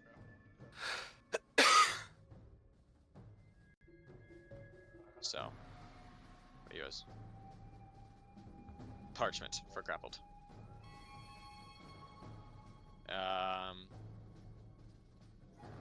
that is its turn. Migs, it is your turn. You just suddenly hearing all these noises happening to your right, Kerbank crashing against the boxes. Okay. 5, 10, 15, 20. I'm going to use Shocking Grasp. All right. 17. That hits. Ah, perfect. Well, that's 2 damage. All right. 10. Okay, and then I'm going to move 10 feet away. It's gonna make an opportunity attack against you. Except you can't, bitch! Is that a thing with? Shocking Grasp makes it so you can't do opportunity attacks. It's Awesome. any reaction, isn't it? Just opportunity attacks. All right. Kerbunk. Until the start of its next turn. All right. Alright, and I have the grapple condition, correct? Yep, you're grappled. That doesn't affect a single thing for hitting him. No. So, your boy going into a rage because he just got beaten to a wall. And I'm swinging for the fences on this guy again. Normally. I like to All right. imagine that the story is just holding onto the back of his fucking collar, like Jesus Christ. like pulling, covering his eyes accidentally. 20. 20 to hit. Hits. Dirty, right? 23 damage. All right. Am I second? You bring your axe down and you cleave it, entwine. It's dead. One It round. suddenly Good job, guys. lifelessly plops down. A plus. This, ladies and gentlemen, is why you poke your chest before you pick it up. Oh, it let you poke it. I'm just not even gonna try to open locks anymore. I'm just breaking chests the moment I get close to them. Honestly, my first thought was whatever that is that's running around was hiding in the chest, and he just cleaved through it. And he just fucking murdered it. It's hiding in a chest. Honestly, that was my first thought initially too. Yeah. All right.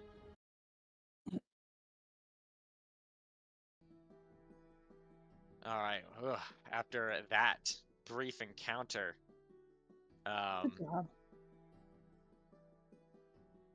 I'm gonna say Aquila and Lyra, you two can both do something.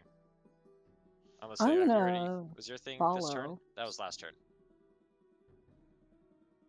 You're gonna follow? 3, 4. Yeah, I'm gonna follow. Okay. The little girl or whatever I saw.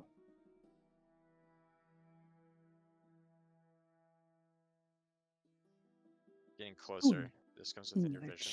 chest. And this.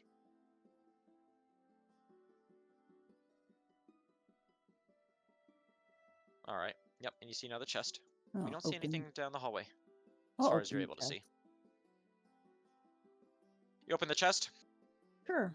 You find Mimics. more medical supplies Yeah. and a potion of greater healing Nice. or a greater potion of healing, whichever it is. You can add that to your inventory. I am realizing us taking potions of healing is kind of fucked up for this place. We're just taking their medical supplies. I mean, I don't know. I mean, it's down here in the basement. Like They they. didn't Yeah. want them that bad if they ain't gonna come down here. Greater healing, you said? Yes. That or it's a greater potion of healing, whichever the two is actually labeled as in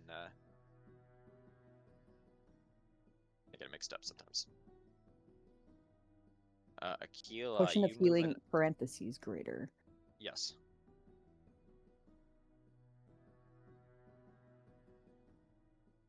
Actually, 2 of these now.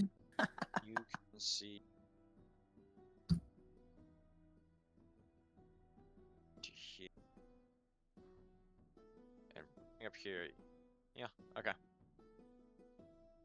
And passing by through that area, you would have been able to probably see out here. Oh, I would keep moving this way. 6. Alright. Yeah, I would say is I don't know how the distance is, but is that visible to us now?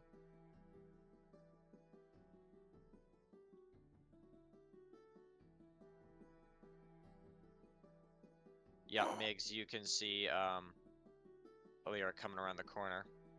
Alrighty. Their chest. Make sure you hit them.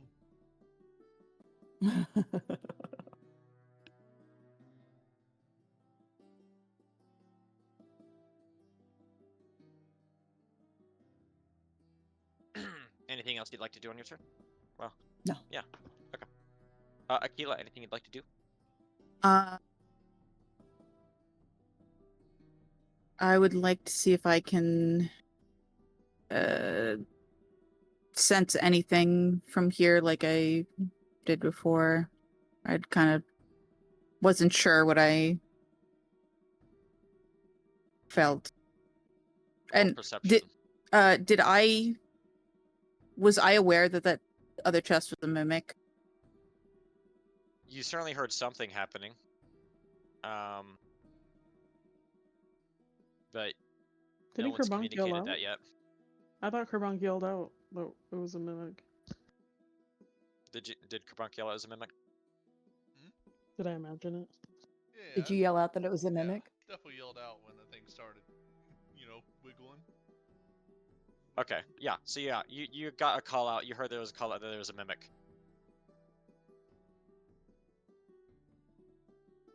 Perception. We just gotta wait till the boxes are actually a mimic, not just a chest. 15.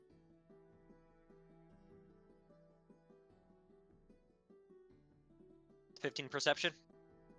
Yeah. It's quiet again in here.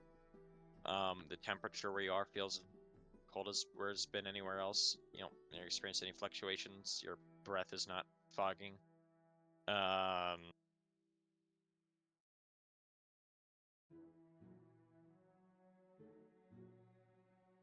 You smell a faint smell of rot.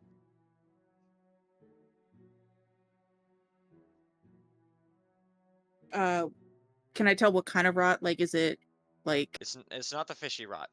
Was it the fish-related rot we've done nothing but smell for months? Yeah, like I was gonna say, like I would probably be able to tell if it was like dead bodies, right? Roll insight. Okay. I'll Versus roll insight to determine what kind of rot this might be. It smells. Oh, would it be nature? I guess it. I'd do either. It'd be your choice. Nature or insight. Yeah, because when inside I thought it was more like mood and intentions.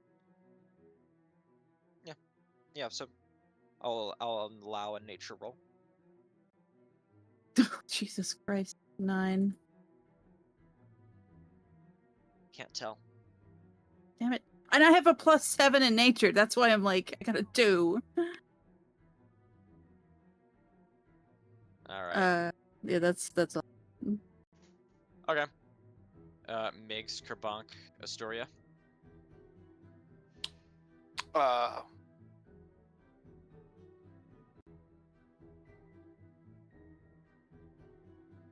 think you accidentally spawned a second owl that you lost in the middle of the fog.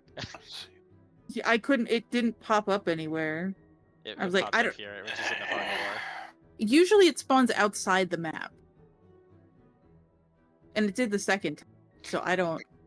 I can't see where I'm standing. Yep.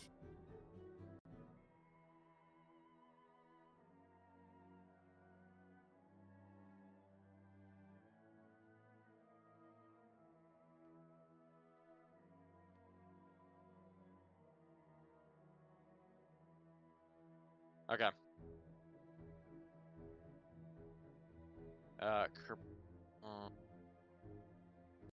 We're able to see. It's 30, right? Let's see.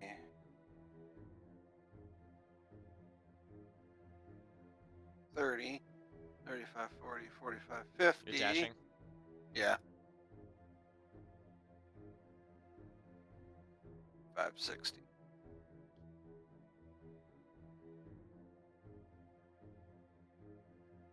All right. Anything you'd like to do for a second action? I guess I'm just gonna listen. Roll perception. 28. You hear a faint crying from somewhere close by. Ooh. Someone, a girl perhaps, sobbing. That's my bad. Yeah. I may have hit her with something. Now, Migs, you've seen a couple things here, and you heard some call-outs. Mm-hmm. Does anything come into your mind at all?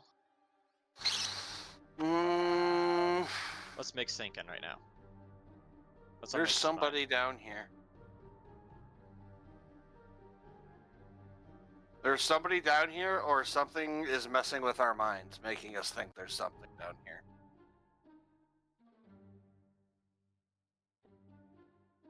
Okay. You remember? I just want to heads up. You remember the Nah, never mind. Whatever. We'll find out later. Okay, gotcha. Cool. Wasn't sure if you were tracking. No, I was tracking. All right, cool. All right. Anyone else? Kerbonk, Astoria.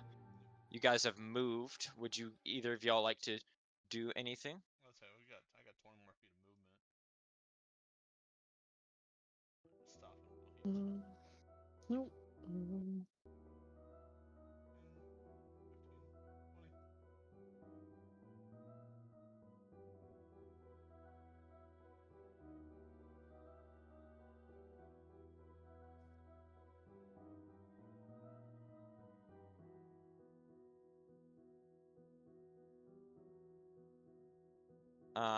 All right. What am I seeing there? Before you see more just boxes and such. Roll perception for me in regards to that. Gotcha. Or investigation, actually. Make it an investigation roll. I have a perception By the way you asked that question. Yeah, that's true. 15. Yeah, 15.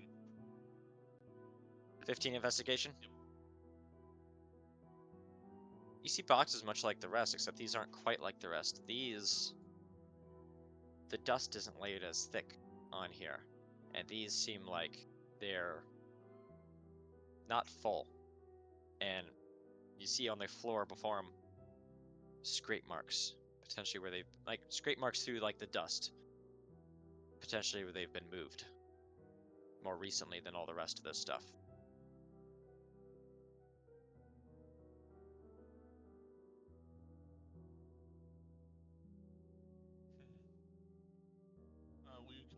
Is that investigation technically one of my actions?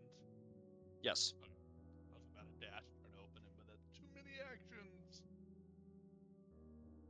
Insane reaction. Inhuman reactions. Alright. Well, then for my other action, I'm going to hit this chest with my axe. I don't trust any of them anymore.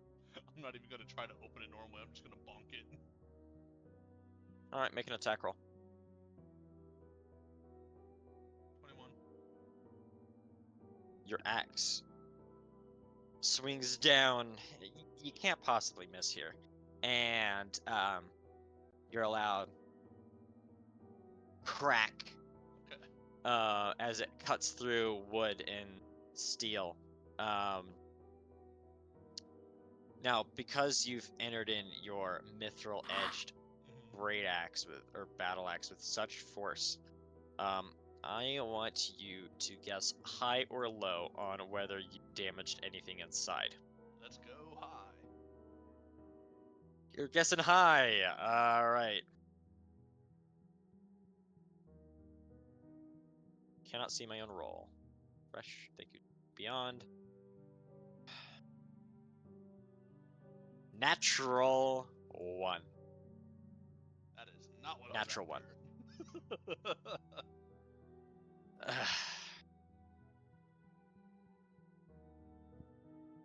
You lift your axe out and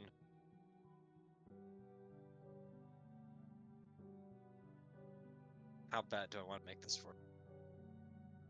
I don't know. I'm very curious now. So I don't fuck something up.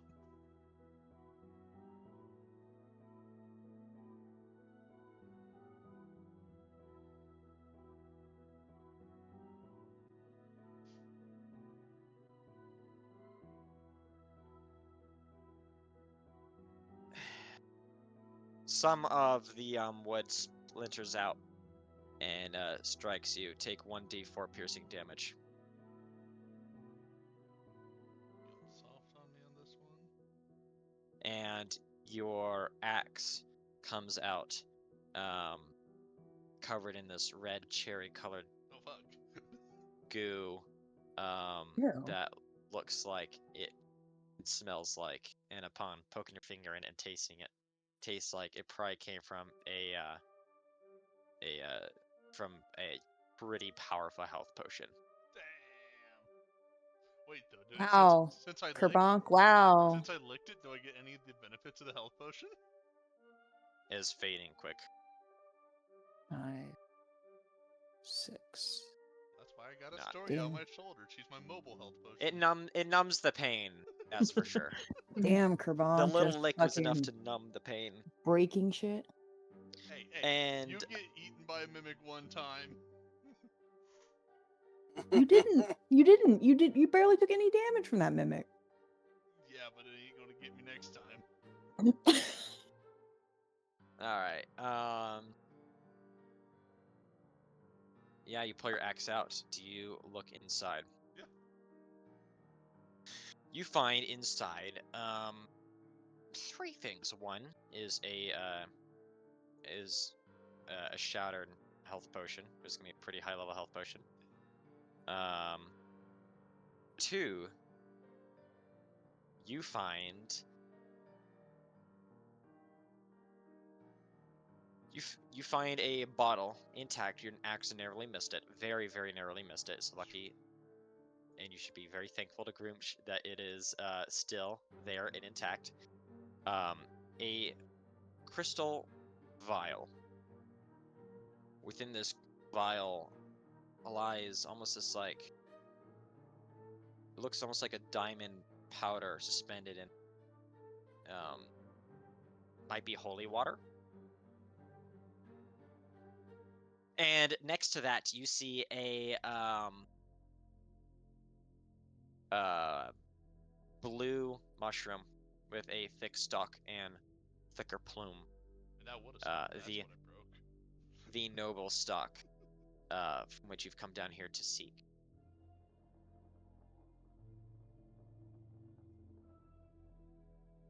Moose, don't you need to Donated to what? check on the dog? No, my that changed. My Okay. Okay. Alright. And it family was got home. crystal vial, and then it was, what did you say was inside? A suspended diamond dust or something? Yes. So a potion that you're not able to immediately identify.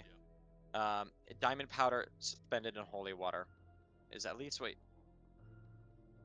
You shouldn't even be able to tell that, but that's what you see. Now, if you or anyone else would like to take a look at that to figure out what it is, Can I roll medicine? Medicine? you absolutely. You right on his shoulders. Yeah, you can Holy absolutely. What is this? You can roll either medicine or arcana for this. Ooh, shiny. Yeah, 19 for medicine. This is, you've seen one of these before. Very uncommon. Very rare. This is a potion of true resurrection. Hey, Give me that. Kerbonk! Not Kerbonk, Ruther! A little late. I think a little late for that. So he doesn't want to go back to that. He's So- gone. Wait. You have burned him. Yeah, the Touch only a thing we have creature- is So drinking this will allow you to cast True Resurrection. You touch a creature that has been dead for no longer than 200 years and that died for any reason except old age. If the creature, Wait, You can bring him what? back. well, you can't If touch that- him. we His can't. Touch his ashes are ash. gone. I have kept I'm his gonna s- ashes. I'm gonna say that no. You have to have his whole body. Like, it wouldn't make sense to do it from ashes. As the person who let him die, no. Gonna do it. You don't get a say in this. Um, I'm just This gonna spell- find another way to kill him. You would. No, you This resurrect spell- him just to... jumps right off a cliff. this spell closes all wounds, neutralizes any poison, cures all disease, and lifts any curse affecting the creature when it died. The spell replaces damaged or missing organs and limbs. If the creature was undead, it is restored to its non-undead form. The spell can even provide a new body if the original no longer exists, in which case you must speak the creature's name. You can resurrect Rethra with this. The creature then appears in unoccupied space you choose within 10 feet of you. That being said, in good faith, and in good to both the campaign, to myself, and to Hebbles here, who has moved on from that character. resurrect him just to pull the cart. Just to pull the card. Oh He's the my same dude, now you god. just put him into slavery. Oh my god. That It's cart's almost still like at he's the still with Saucy us. Siren. Yeah, all our shit is still All your the shit's Saucy still at the Saucy Siren. Siren, by the way. You've yet to Yeah. find a replacement for Bartholomew. Man, Wait, Joe can we Vera bring was Bartholomew back? Minus Oh, Do ball? you want to? I mean, No. my homeboy. If Joe Vera was here, think of what she could have done. You would with need her his cousin body. back. You need his body. Just the Yeah, saying his name Javira part would only bring her works if there husband is back. no body. Yeah. So yes, you find one of those, and you find the noble stalk mushroom. Sorry, did you put that in your inventory? Or do you want me to throw it in mine? You found it, you can put it in yours. I'll just tell you what it is.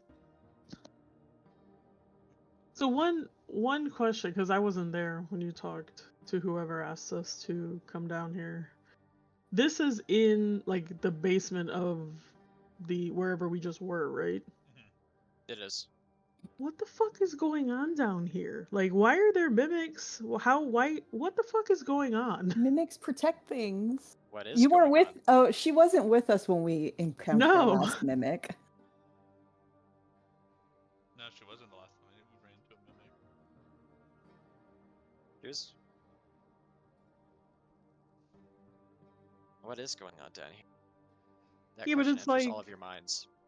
But it, at least for me, who like number one is like, why would they need a mimic to protect something, and why could they not come into their own basement to get I've, these stop things? asking questions like this.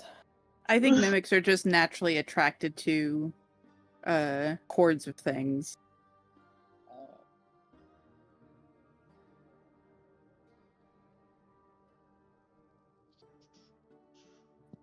Would There was anyone like to... Oh, sorry, go on. oh no, I was gonna say there is like a whole life cycle of mimics. Yeah, so if you But- see any little baby tiny toy chests, that's not to... in Yeah, strange pretty- places. Pretty Don't fuck much, with 'em. yeah. Just when a mommy mimic and a daddy mimic love each other very much. I- What's in this corner here, Moose? In which corner? Oh. Nothing at all. Is this a new? Can I move again now? It was noble. I don't know if this is Uh, a new. Yes, if that was the last thing, then yeah, everyone can do things again. Okay. Well, 10, 15, 20. 30. 10. On a passive perception of 15, the smell is stronger for you, Bakila. In this direction? Like the direction I just moved. From where you're standing now, it is you can smell a little stronger than where you smelled it. From where you were standing before.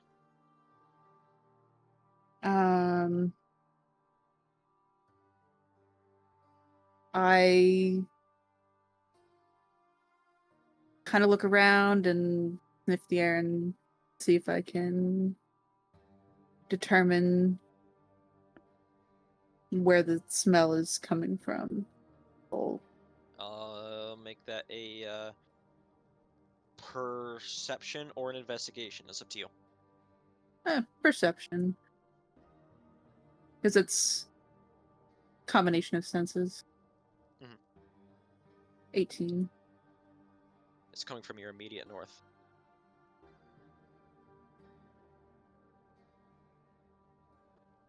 What? North being the top of the map. Yeah,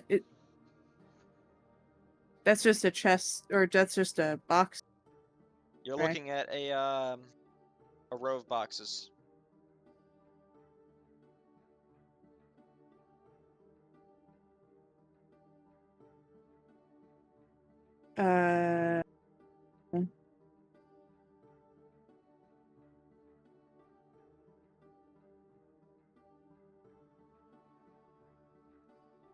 I send my owl to, because I assume this is like the top of, like.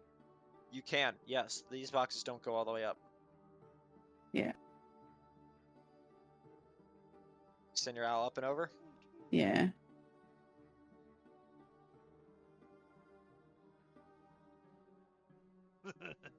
The sight you see before you, well, I'll let your actions be your own. You Yeah. see rows and rows of body bags, like tied up tight. Some are big, some are small, some of the bags themselves have decayed and just left skeletons remaining. Some visibly are centuries old. Some are very new. Yeah, I'm, when I send my owl over there, I am, I mean, technically, usually it says a bonus action, but, I can see through the familiar's eyes and hear what it hears. Yeah. So I know I'm basically deaf and blind in that. So. Well, it's an owl. It can see in the dark. No, I mean my body is Oh, yes. deaf and blind while I'm viewing through the owl. So Yeah. I'm standing there and an owl to,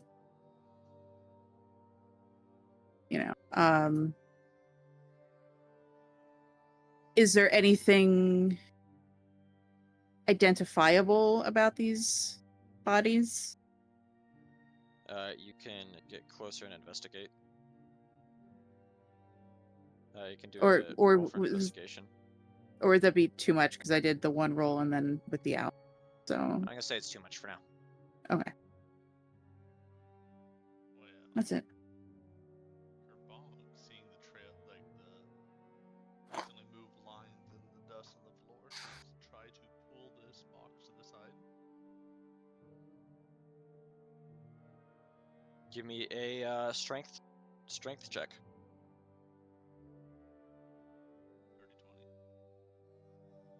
Dirty 20. You're able to move the boxes aside, and you see that same sight. The smell of rotting corpses and drying blood sort of wafts over you out of this. Waste our new vial on one of these guys. and you see, thank you, music change, beautiful. You see all these corpses. Some are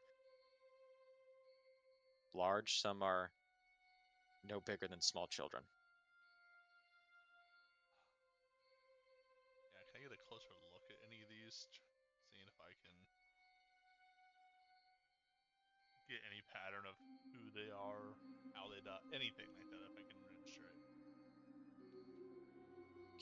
Yes, roll investigation for me. I need to stop investigating because I ain't got the fucking rolls for it. Mm. But I keep rolling high. 16.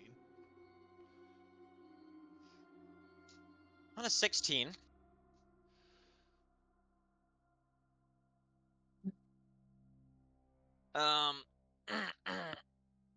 one moment. I just need to check what it would exactly look like. Just whipping out the book. It's a big deal. You don't know which book it is. It's gonna be the monster manual. Quite. Where? It's the player's handbook. He's got to read what the There we player go. characters look like.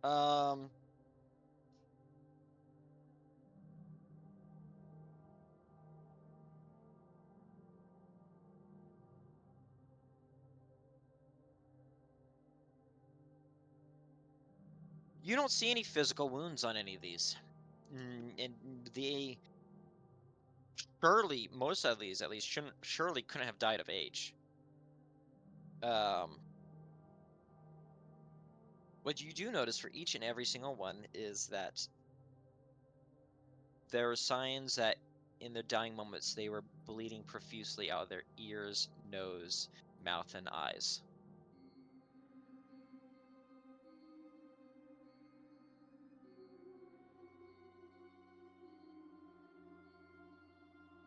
That is for most of them.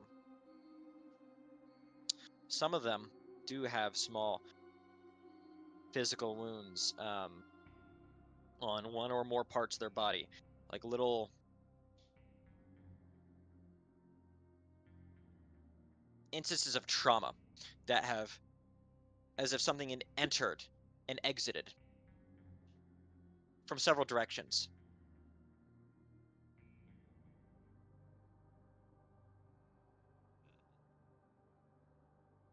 I'm trying to remember the I think there were dwarves that we saved in the sewers in Stone Meadow. When they had the ichor on them, were they bleeding from their mouths, or was it just ichor running from them? They were not. Okay. Trying to recall and tie things together. Are you guys all gathering over here?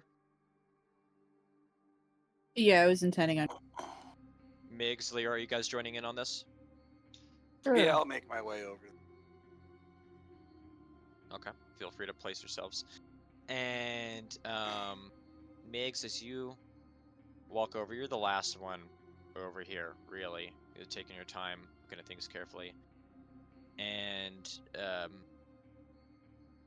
you hear back the way you guys originally came. So you hear in the direction south of you a little voice. Hello? Oh, where do I hear it? It's just somewhere. This direction.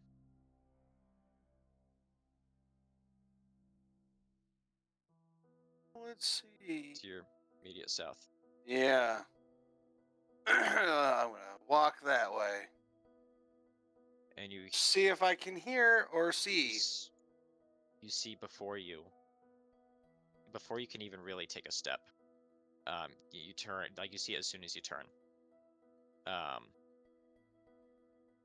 Two eyes in the dark, two white orbs in the dark. You can see a glint of blonde hair and an opal necklace and a little bit of her attire. And the voice continues. Who are you? Are you Inga?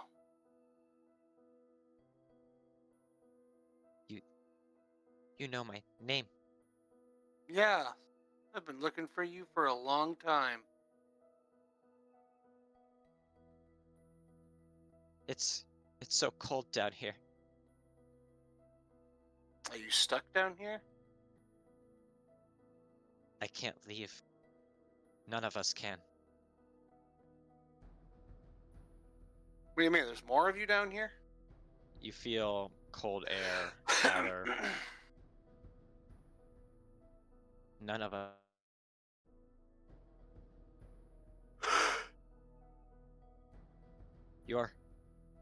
Why are you down here?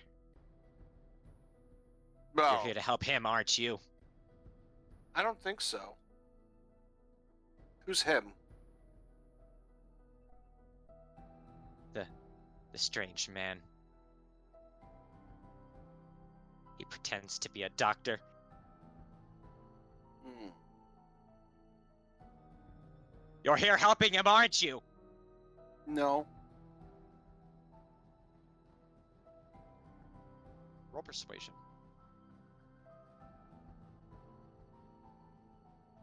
Do I get it with advantage because I legit am looking for this girl? Yes. Yeah. Get advantage because you named her. Persuade. Oh god, that's. Well, thank God we got a jump that roll.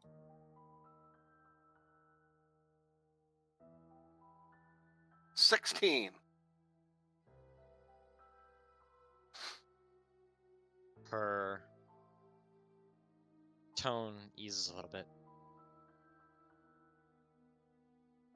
Can you help us?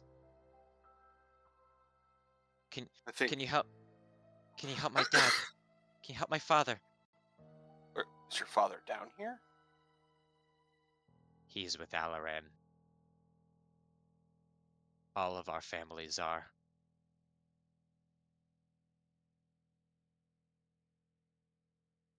He tells people that in their dying moments he goes to patients and helps them, eases their pain, and comforts them as they pass from this world to the next.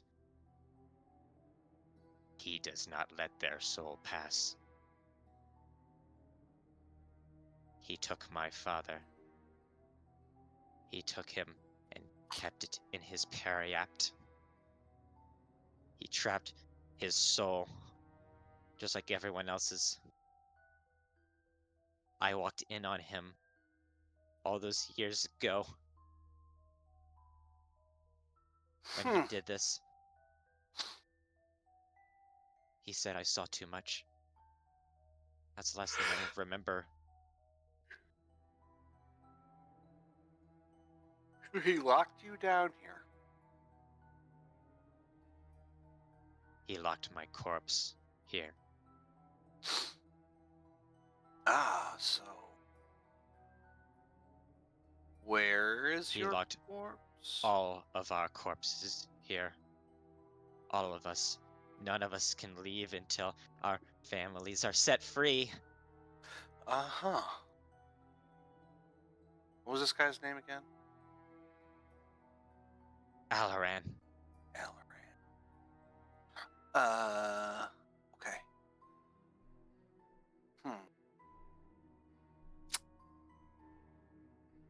Is that who the guy was that was upstairs telling us to come down here? Yeah. It was like the whole, it was a whole thing. That's right. Find the periapt. Destroy it. Is that a mushroom? Is that the mushroom? No? Where's the mushroom? Have you been here at all? You know, this is why we came down here, was to find some fucking mushroom? Yes, and you guys found it already. Oh, I didn't fucking... Look, I'm still slightly sick, so I might be a little out of it at least.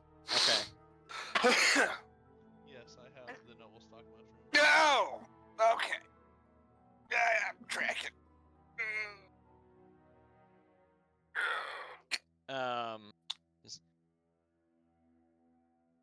souls are in the Periapt.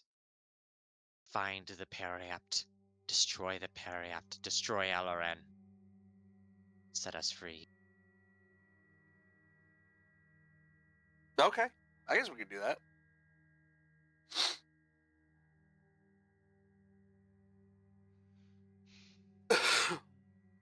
And Let's see.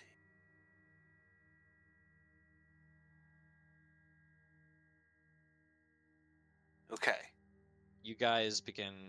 And you. need to interrogate this guy. She, as you step forward, to look at her. Do you step forward to look at her any closer? Getting closer to her?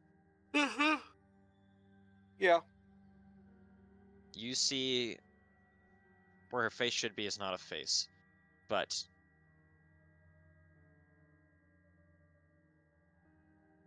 the What? rather Wait, the grimace of a worm cleansed skull, blackened by its presence in the ethereal realm. So And there's you no see- face? You see DM notes. Yeah. That is Inga as you see her, as you find her.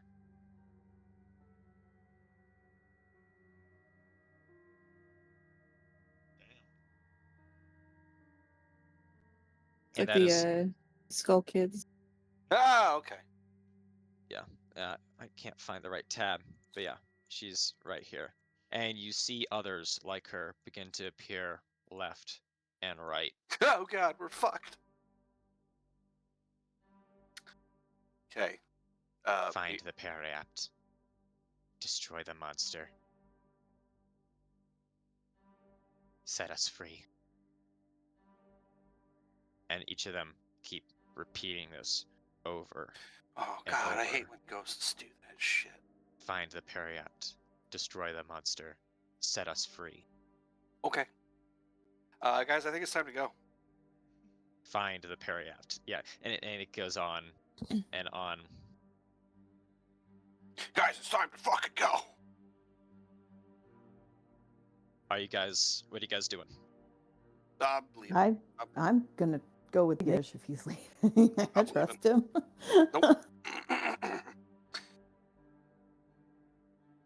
One who's versed in the world of magic, I'm fucking leaving.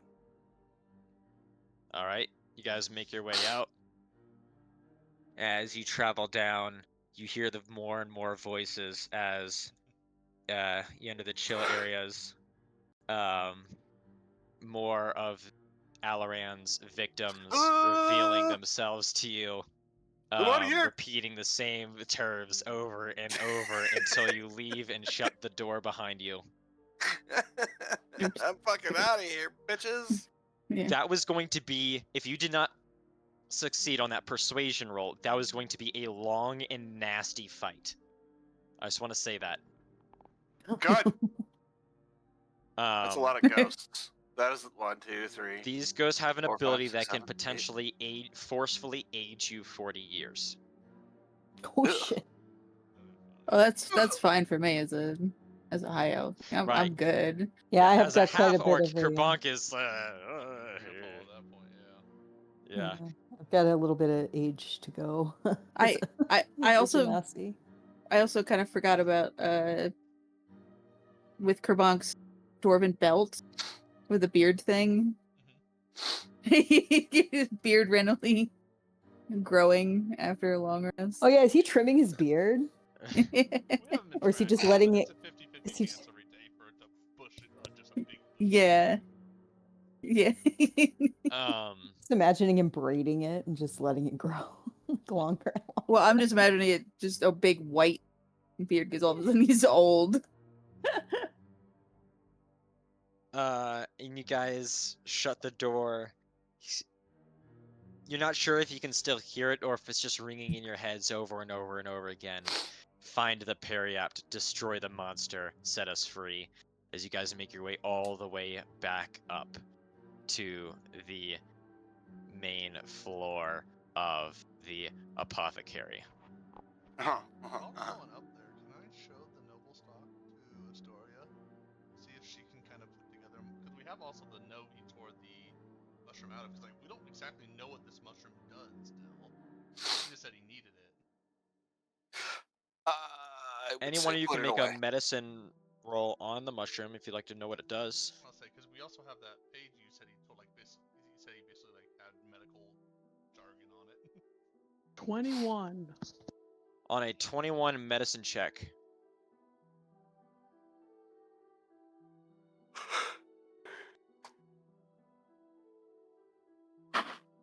Ugh.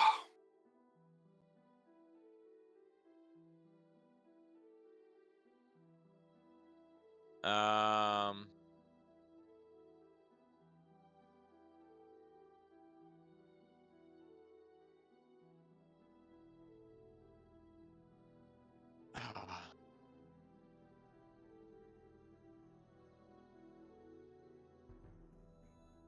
so noble stock is a mushroom that's used in a lot of healing stuff, and on its own, it's able to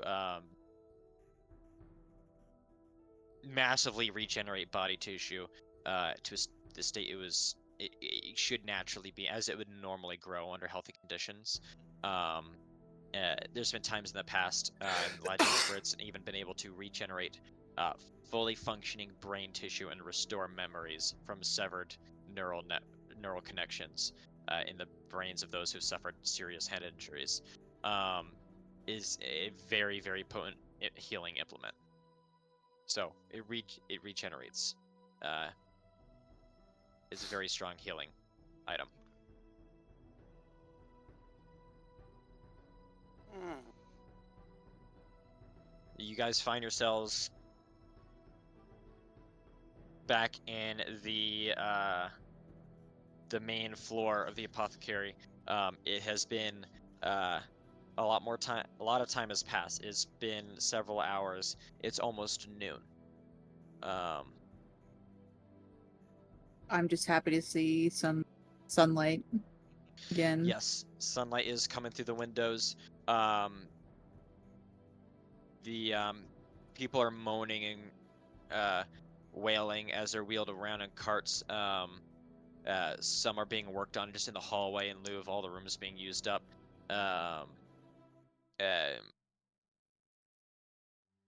You know,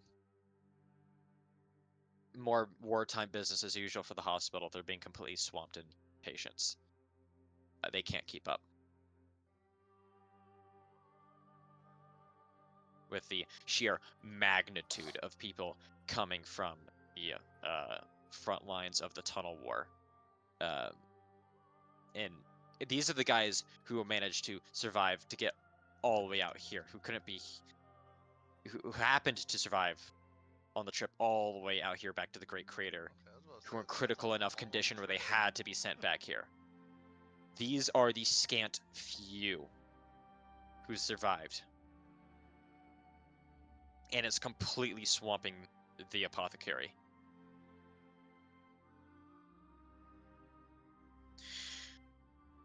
The door to the room Alaran was in remains closed.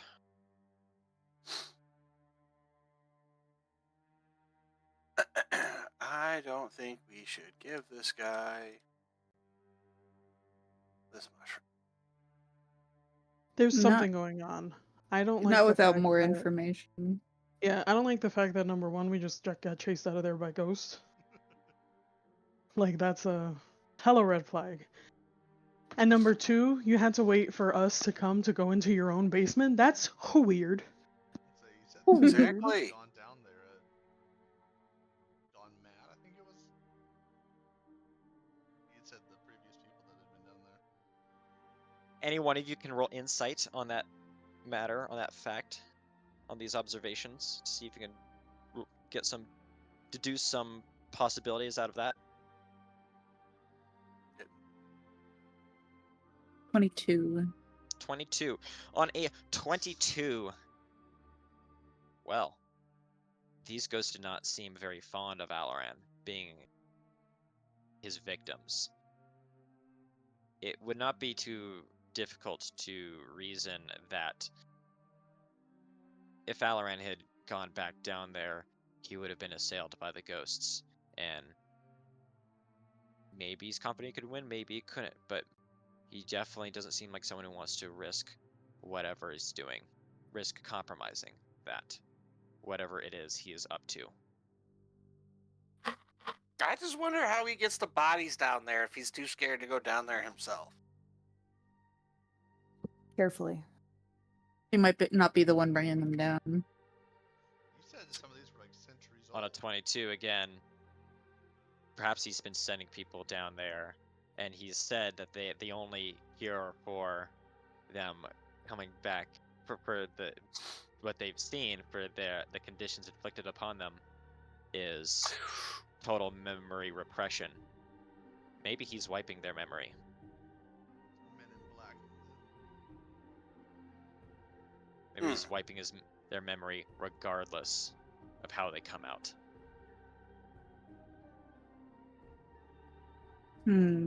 What would be his end game with wiping memories? And First of all, killing. He is actually trying to help people, though, at least if he said that's what he's using this mushroom for. He's trying to help people.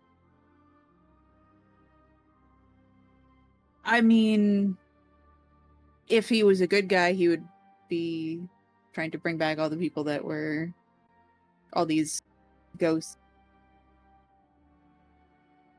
But I fear he does not have good intentions, and he is trying to resurrect something far scarier.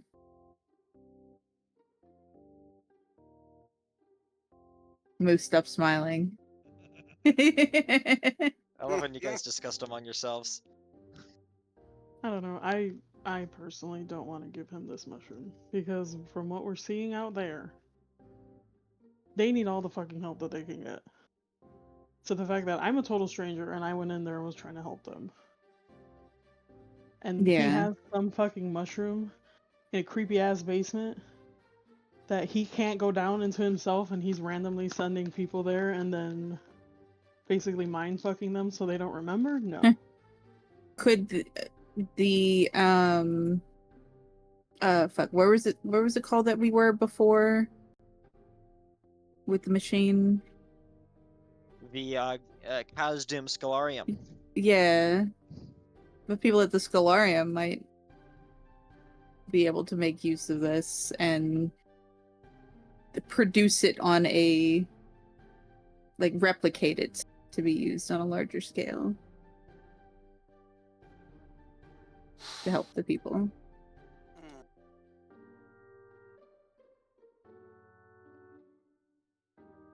I agree.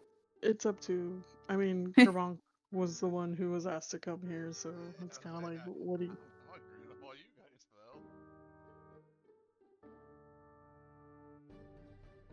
though. Kerbonk doesn't do much of the thinking or the planning.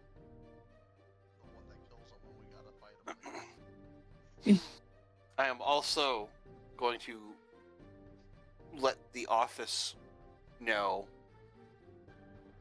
what I have found. You got a cell phone?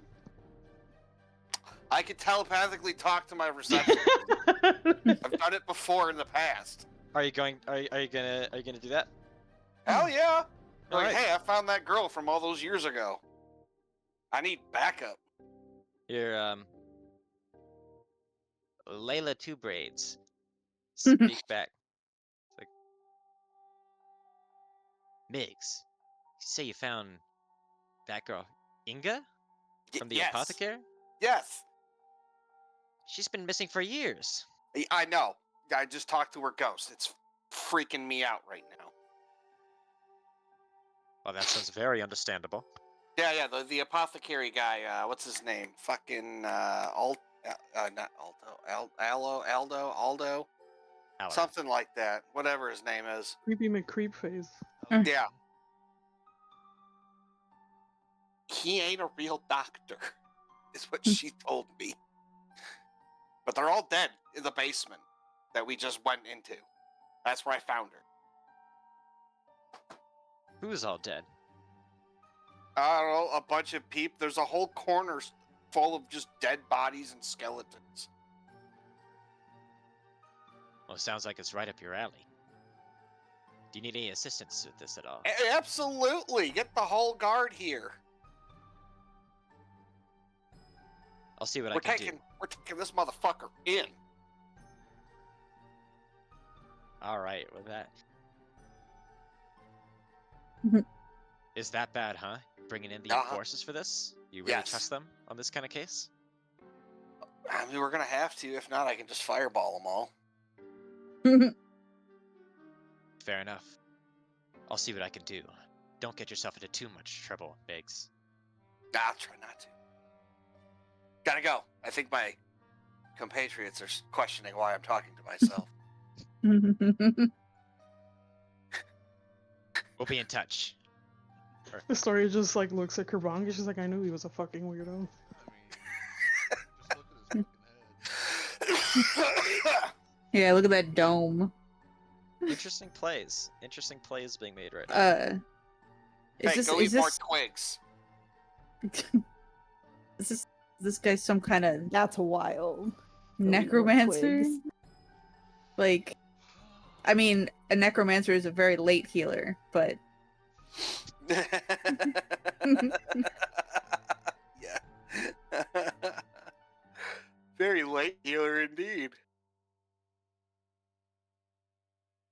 based on I mean, he's in a hospital with a lot of dead and dying people, and he's collecting bodies in the base, and that is not a morgue. Oh shit, I didn't even think of that. What? Yeah. Oh shit. Is he making an undead army? And within the walls. Oh. Like straight Attack on Titan shit. Hey, do we need to just kill this guy, you think? I mean, It wouldn't be a bad idea. he can't be the only one in this chain. No. Perhaps this orc here will be of assistance. Half. Yes. I know you like to hurt people.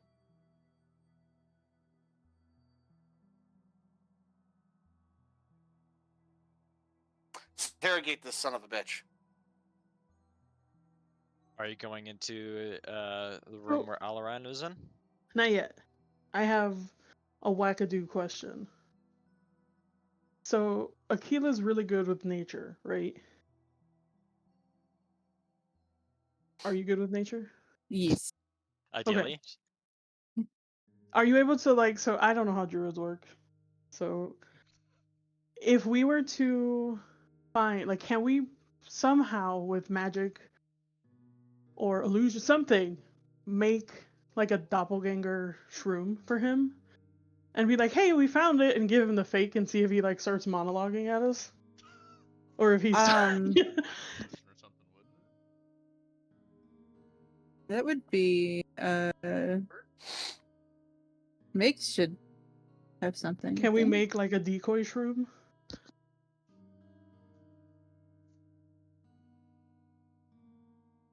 Perhaps if I How does study one it make a long enough. decoy shroom?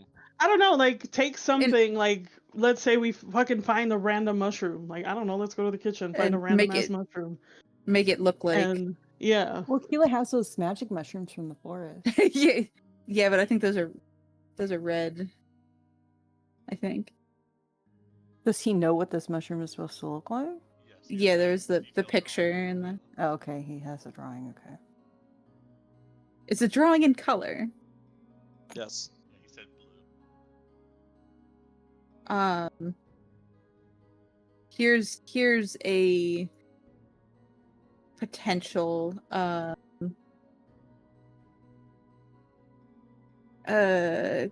course of action here. What is that? Something I have not used. fairy dragon wild shape that I have, I can go invisible. Can I, like, go into his office and observe?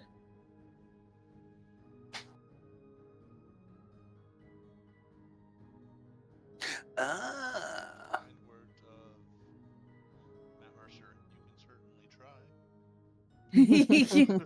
Yes, you can. You can certainly try.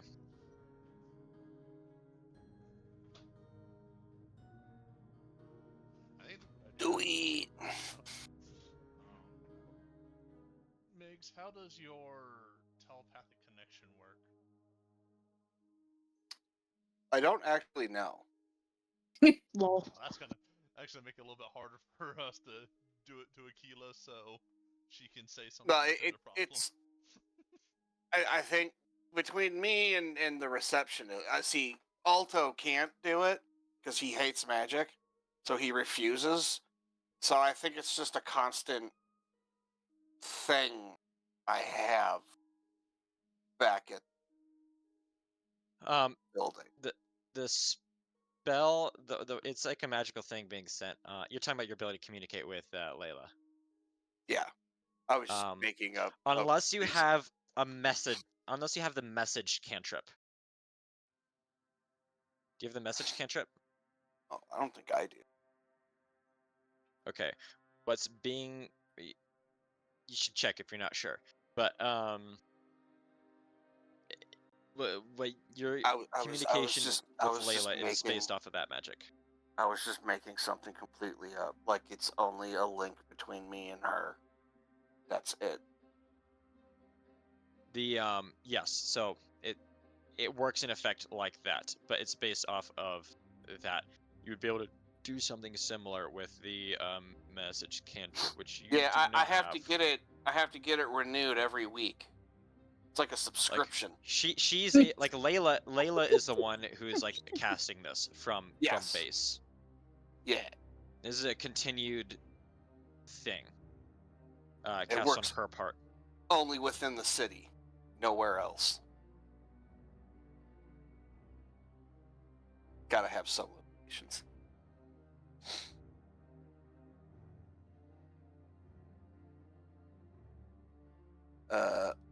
Ooh, actually, let me see if I can do that though. Characters and levels. Let's check my spell list.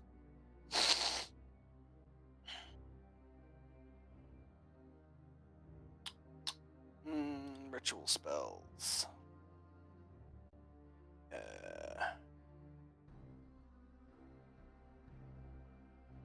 we should have totally cast Speak with Dead. I just realized I think that you I already mean, did. I feel like they were pun intended, pretty I well like you're already- speaking with us. They were already speaking to us without having to speak to us. And speak with dead. Oh, that would have worked. That would have worked. But yeah, again, is that necessary? Yeah, because there were still some newer bodies in there. Fresher bodies. Is there a time to that? Like, to that spell? I thought it was like a Is 10-minute it two? cast you had to do, no? Yeah, but isn't the time like within 2 weeks or something like that? Or no, that's they can't be turned into. Or no, that's the other animate dead or something where you get a certain amount of time that they can't be turned into. They can't be raised from the dead by next.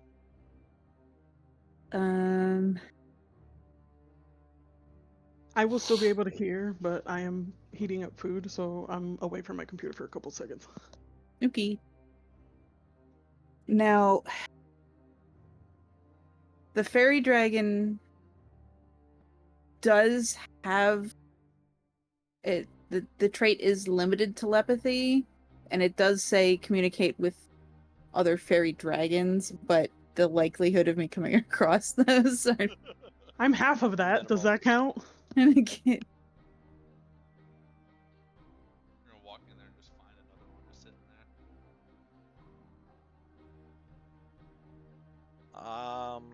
I will don't- say I that don't even think fairy I have. dragons communicate with one another telepathically because they are kin. And they're able to have two-way communication that way. I don't think they'd be incapable of extending telepathy to another species, but it wouldn't be two-way communication. So you could. I would assume I'm also really pretty short stretching range. I'm really stretching that band pretty wide right here, to pretty much find a justification for how you might be able to telepathically communicate, at least one-way communication with the rest of the party in your fairy dragon form. I mean, I think you'd be able that to. form, you're familiar? Does it go away? You can't cast any spells while you are. But if it's a concentration she had beforehand. I believe it stays when I wild shape. That's Yes, because Yeah. you wild shaped into a bear or a direwolf plenty of yeah. times to attack with your pack. Yeah. So yes, your owl would be It- able to stay, or any other thing you spotted. Tell your owl to fly up and down once if something goes wrong. We use your owl as our interpreter. I don't know if Oh Let yeah, me beast see is, if- it's like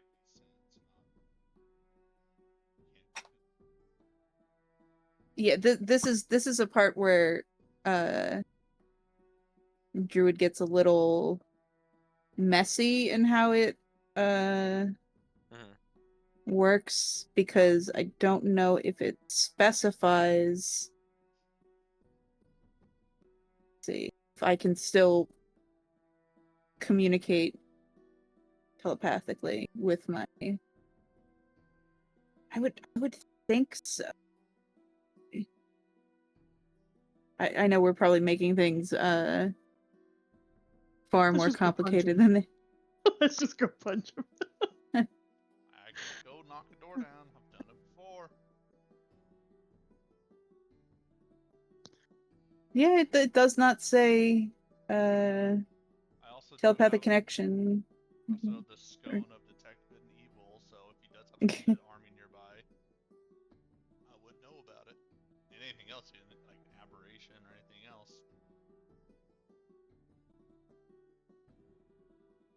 Too bad we didn't like get that, like some of when we were drinking those potions from that one lady that had random effects. Like we didn't ask for like the truth potion that we That was a dude. Oh yeah. Oh my bad. That Lyra took. What did I say?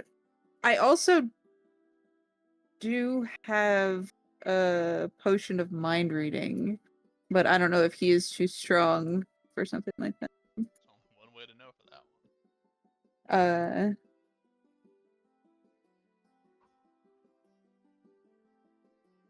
Yeah, you gain the spell effects of detect thoughts for 10 minutes. With a save of 13, so I feel like he may be too strong for that. While you guys are deciding your course of action, I am going to grab some sustenance. I shall be back. Oh, you need to feed your dog too. Nope. Someone else fed it. Look at that. I'm on my shit.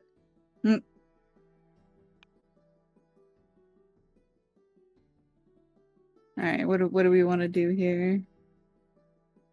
We've got a I couple. mean, if you want to try the fairy thing, I'm for it. Or if we just want to say fuck it and go in there and punch him, I'm for that too. Yeah, I mean, if you, I don't want to give him that mushroom though. That's all I'm saying.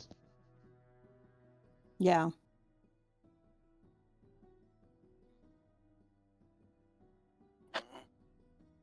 I mean, worst comes to worst, if we're in trouble, I got that feather token. Fucking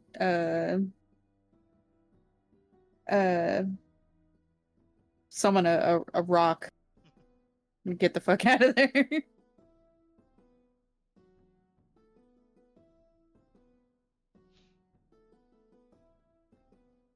I mean, we can try to intimidate him to I'm spooked. tell us what's really going on.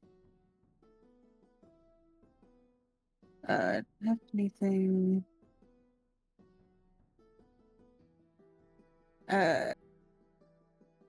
I could have my owl lend aid. I think you can. I think that should go for intimidation.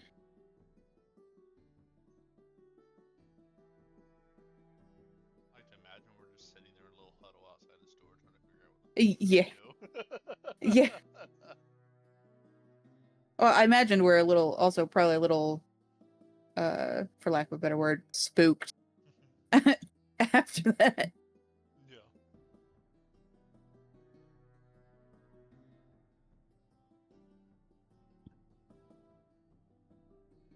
All right, I'm back. So, has anything been decided? I feel like we might just barge into his office and You guys are doing all this plotting and We- planning. And in the end, violence is the answer. Violence is always the answer.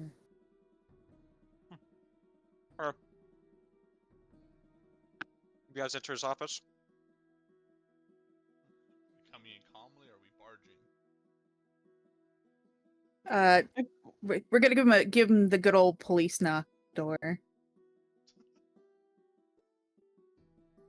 Describe how you do this.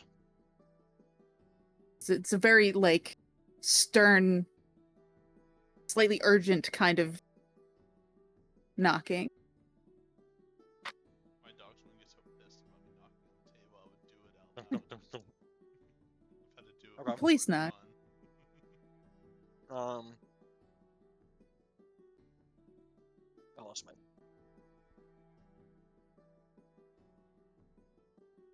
You Clearly knocking Bang with on. a sense of urgency. You urgently bang on the door.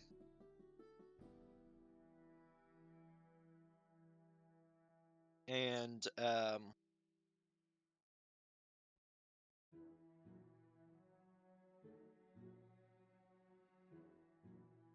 you hear in your mind. Well, again, on your 16 passive insight, 15 passive insight, Aquila has got Yeah. Astoria has the insight. On your 16 passive insight, you once again feel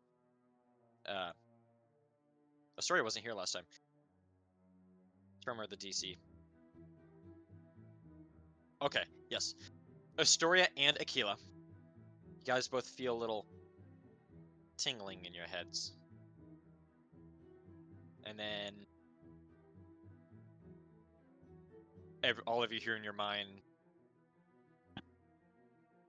is it done?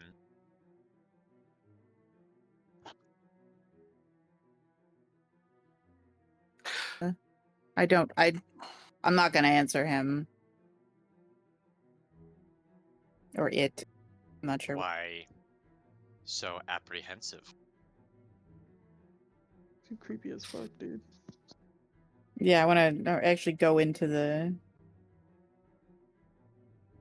office. Y'all enter Alaran's office.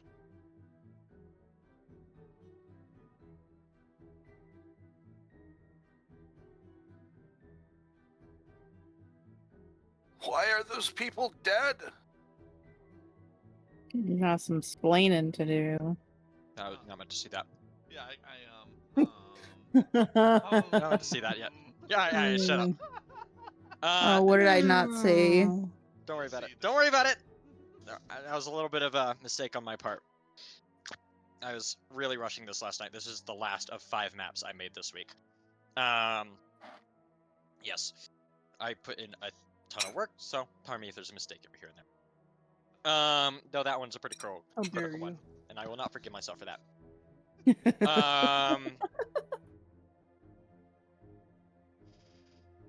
You guys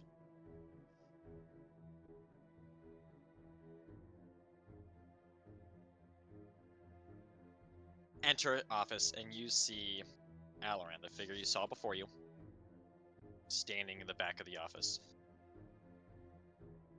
His full attention is on you, on each of you.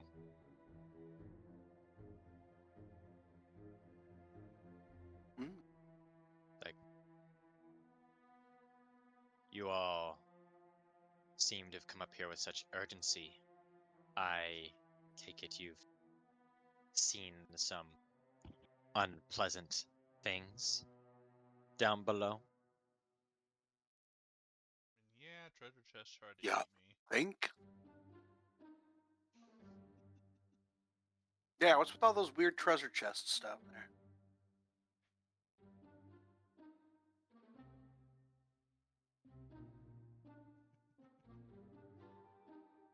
Ugh, sorry. Um, is that really the questions that you have, or are you more preoccupied by thoughts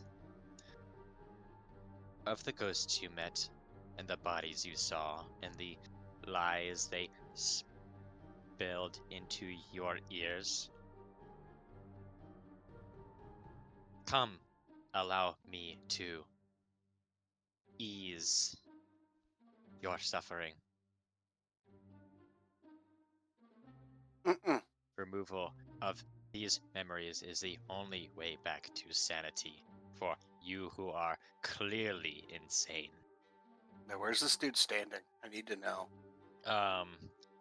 You're supposed to be able to see, but due to a fuck up of mine, can't. Right here. Oh, okay. Something you would like to say, detective? Stick figure. He's making me want to do it. I'm gonna do it. I'm doing it. Or Who would you drew that? I rather, love it. or would you rather wait Tolkien. until the enforcers you have so kindly called arrive? No, I think I'm just gonna take care of you myself. I'm gonna shoot a firebolt at him.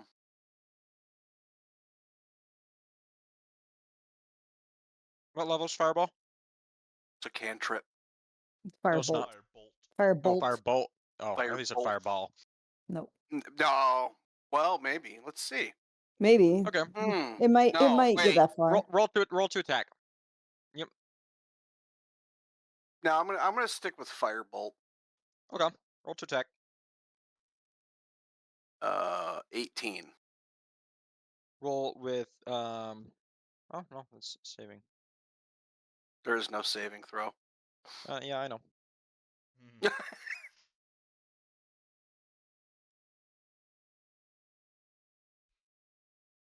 It's 11 damage. Okay. You cast this.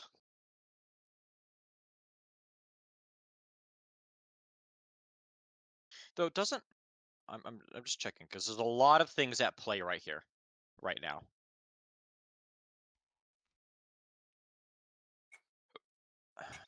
There's a lot of things at play. I want to make sure I'm doing everything correct. Like spoiling what he was.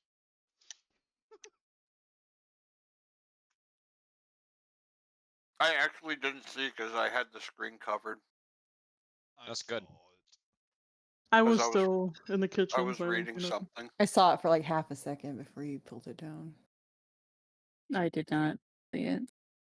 I can't wait for this thing to shapeshift, though. Aha. Okay. So you said 11 damage? Yep.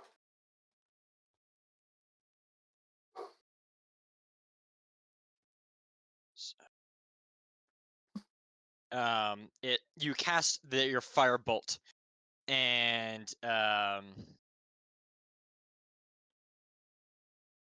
no, was the song I wanted in here not? Yes, I'm still watching. Ah.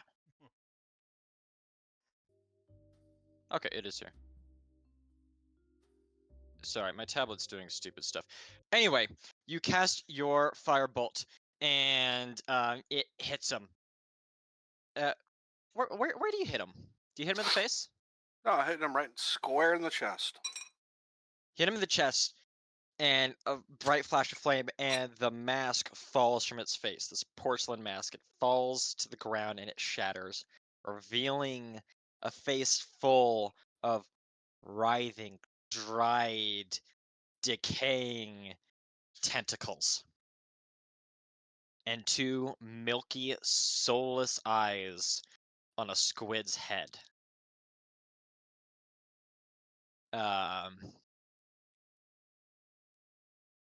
And you see before you Alaran in his true form. He says, "Ah, you fool! I intend to use what I sent you for medicine to heal the people of this realm. I did not lie to you."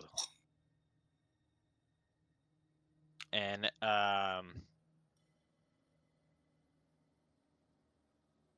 but it appears that, yeah, man, I brought it up like twice, man.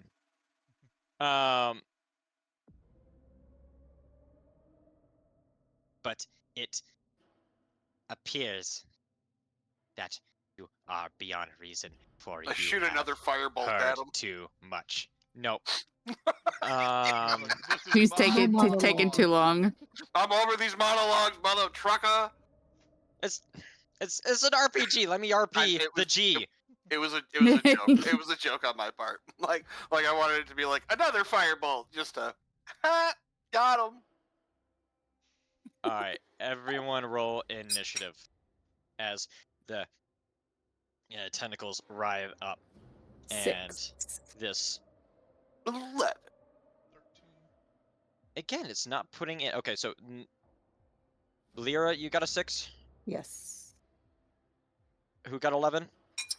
Man, 19. I got 12. You got 12. Astoria, you got 19. Mm-hmm. Kerbank, you got what? 13. 13. You got one gooey ass face.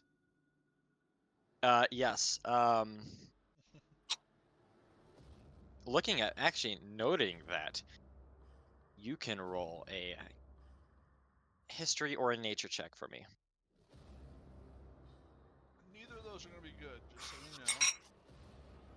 You're Any the of one who us? mentioned it. You're the one who gets the Oh. roll. Any of you, Yeah. actually. Sure. I'll allow anyone to do it. Oh, I rolled nat 20. What is it? History or what? You got a nat 20? Uh-huh. This thing is clearly some way, shape, or form a derivative of a mind flayer. I fucking knew it. Um, Played enough Baldur's Gate to know. Yep. but on a natural 20, this one is different. Is he dead? Mind flayers, their skin is mucousy and dark.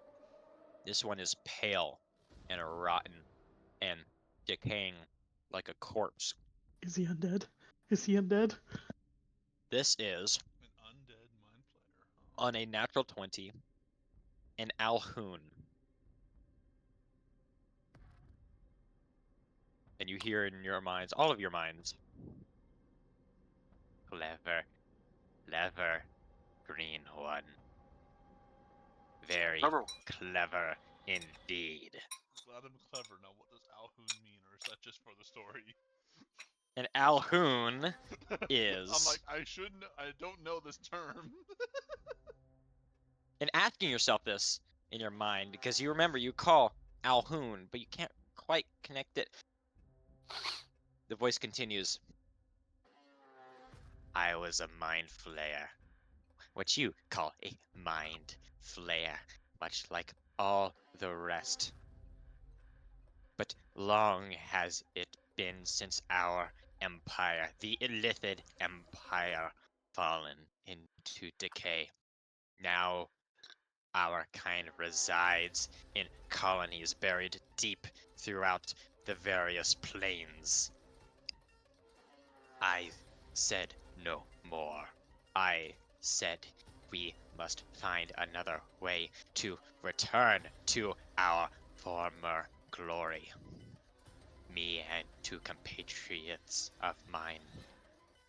So I called them afterwards. We found the weave and we leached onto it like a parasite, sucking from its power to strengthen us. The hive mind, the elder brain, severed us from the rest, and we barely escaped with our lives. There is no more afterlife for us. We will not dissolve into the hive mind. When we die, we are nothing. And that is why I am here. To prolong what is left of me as long as I can to what you may call lichdom.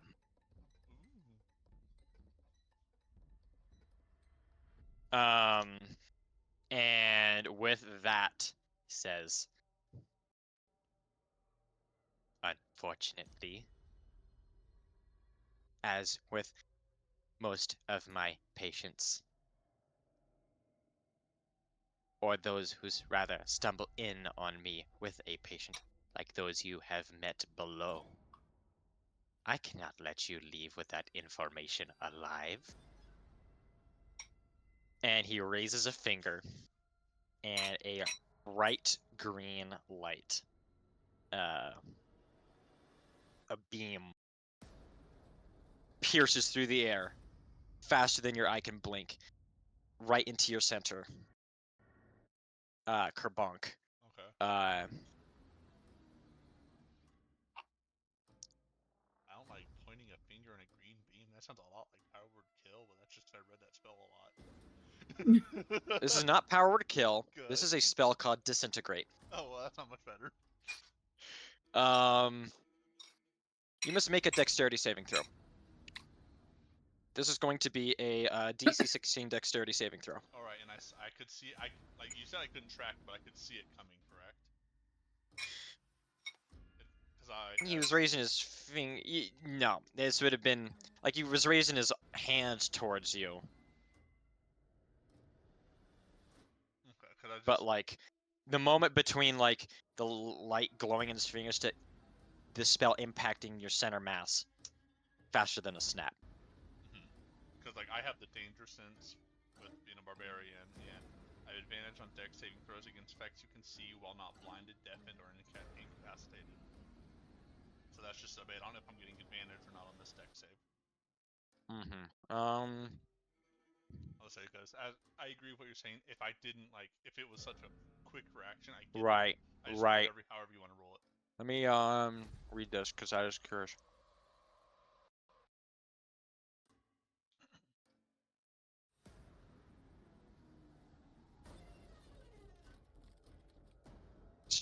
A thin green ray springs from your pointed finger to a target that you can see within range. The duration is instantaneous, but that might just be a mechanical thing.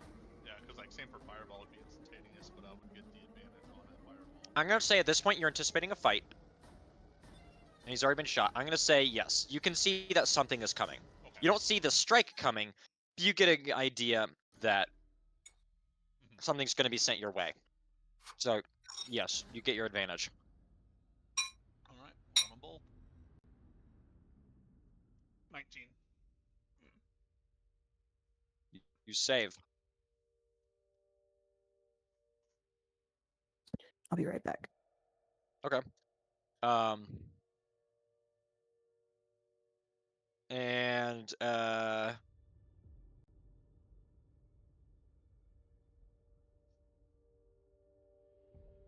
there's just so much to read with this much, so pardon me if I'm taking my time.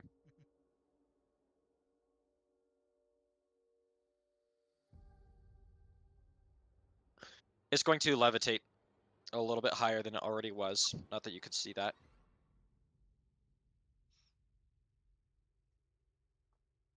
And someone drew a little. I forgot I had that there. Yeah. Is gonna move back a little bit over here. When we say levitate, like, is he just like hovering, or how high in the air is he? Like a foot off the ground, not very high. You are in an enclosed room. It was a very close quarters fight. Astoria, it's your turn. So he confirmed that he's not undead, right? He's in the process of dying. He is undead. He is in a state of his body is decayed to a point where he should not be alive. Finally, Something it is is my keeping turn. something is keeping him alive when he shouldn't be alive. Okay, we're gonna. It's probably gonna fail, but I've been dying to do this. We're gonna channel divinity, and we're gonna turn undead. It's probably not gonna work. What is the saving throw? It is 14. God damn it! Why is it always so low? He gets advantage on this roll. Oh Oh, no. you piece of shit. But what's the what stat is it? It just says saving throw. The DC is equal to your cleric spell level. That's all it says. If your channel Wisdom divinity saving throw. requires a saving throw, okay, so Wisdom. wisdom, yeah. So he's all right. Let me refresh so I can see what he actually got.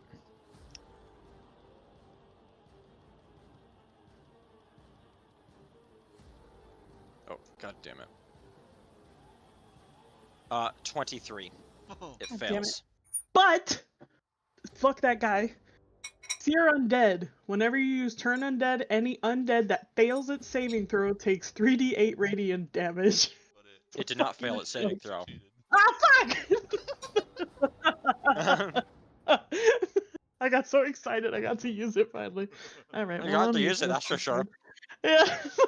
You piece of shit. Alright, well. I'm gonna just hop off Kerbonk's shoulder so I don't fucking mess with him in this fight. Well, you know where All we're right. about to go in the moment I get my turn. Yeah, and then Uh, unfortunately that's my turn. all right. Kerbonk, it is your turn. All right. Dodge. What happened to disintegrate? Did I just dodge it, or? It failed to connect. Yeah, I would say you would have dodged or deflected it potentially with your axe or something. Sick as shit, just my axe. It hit the mithril edge and just deflected off miraculously. Now, that being said, if it actually hit your axe itself, Mm-hmm. you wouldn't have an axe anymore. Out of morbid curiosity, how much damage would that have been? You don't want to know. Oh, I do though. I'm going to shoot it at me. I will reveal that when it happens. Okay.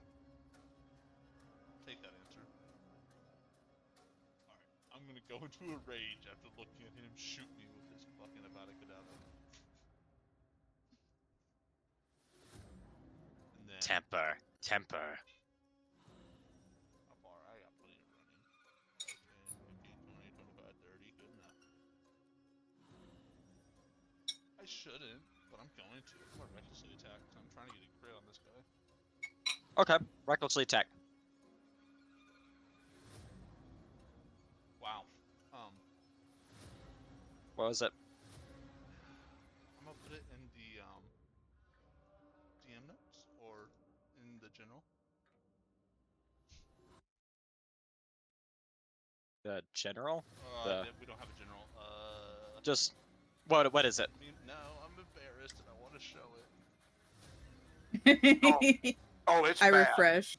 I did too. Hey, well, if it was Daggerheart, God that'd be a crit. damn. That is a critical failure.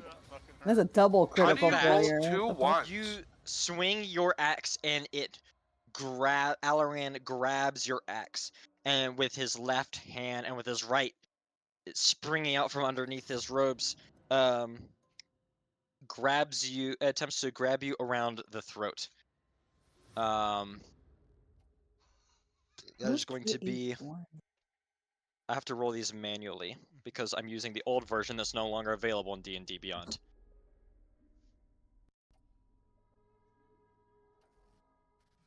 Four plus 8 is 12. Does a 12 hit? No.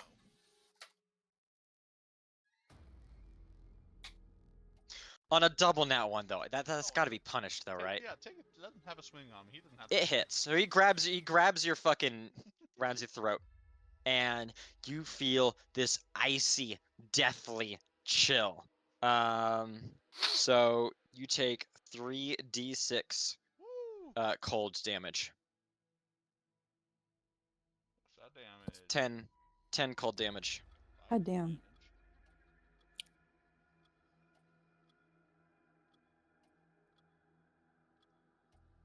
All right. Do I get my second attack, or since I failed that badly? No, that's gonna end it. That's gonna end it. Fine, Your I turn. totally agree. Double nat one has to be punished. That was horrible. I just looked at it when they both landed on it.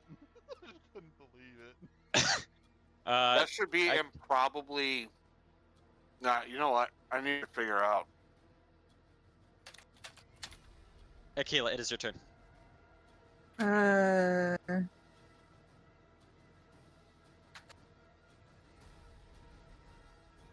Sure.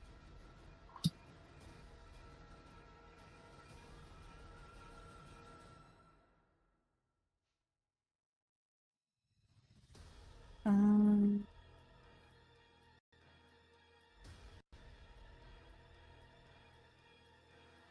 in 400. Nice.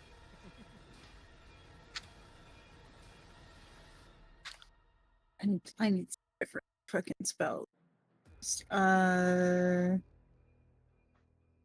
Where's my?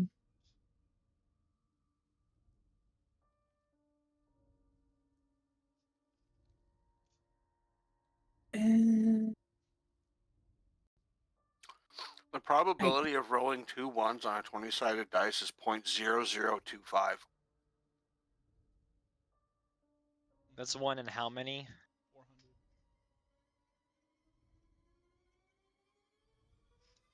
400. A lot.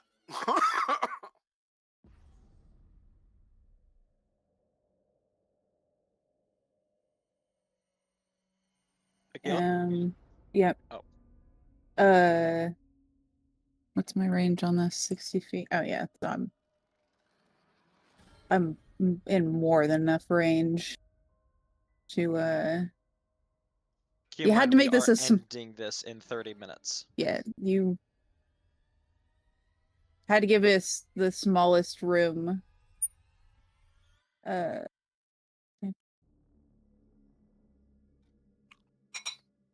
love the picture. Is this a of spell you're casting? Is this kind of spell, or is this just an innate ability? Or using a spell slot? Conjurate. Yeah, it uses a spell slot. It's conjuration.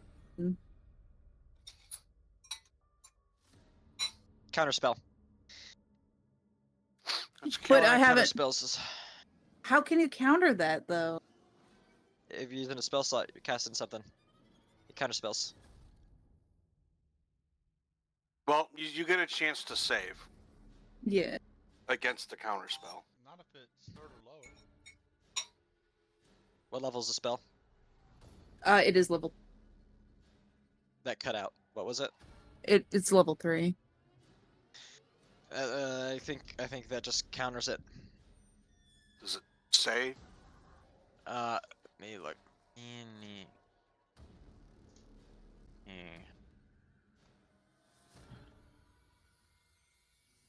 Okay, let me check this.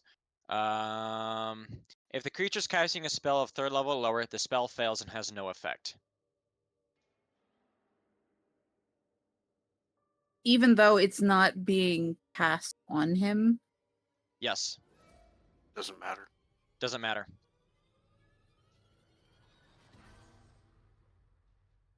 Well, that takes my... See, because That- my counter spell is I guarantee the same level as your counter spell, and I don't have that. You're the 2024 animated 2024 character. Yeah. So that uses my spell slot, correct? No. No? It doesn't expend your spell slot. Uh...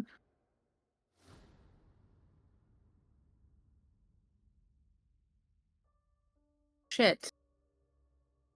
Mm-hmm. We're gonna start running into mages and stuff that actually have this now. Yeah. It still uses your action, but you you don't lose a spell slot. Yeah. But I still have bonus action. Not gonna take any movement, I guess.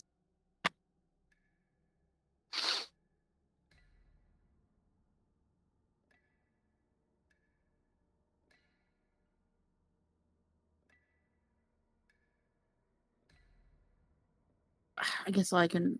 Is a cantrip gonna be counterspelled too, or He's used his reaction. You can only have one reaction a turn. okay? Then produce flame. That'll work.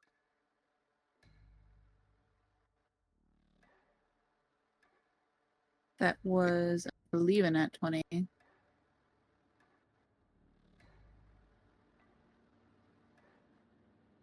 Yeah, that was a net 20. 25, really, but Natural 20. All right. Roll for damage, including the you know, with the additional damage considered. So Uh, roll the damage dice and then roll them again and add up the total.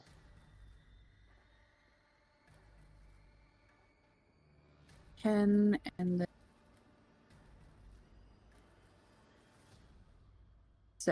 17. Okay. And that's my turn. All right.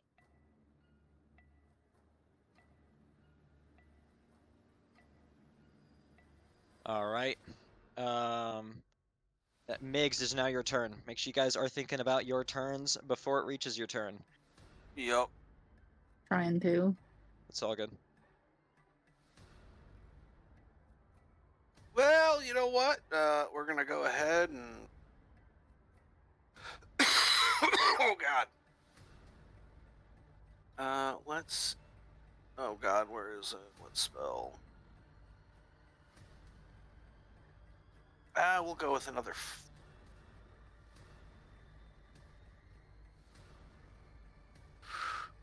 Wait, Kerbach, do you have blind fighting by chance? No. Damn it. How big is that? 15 foot.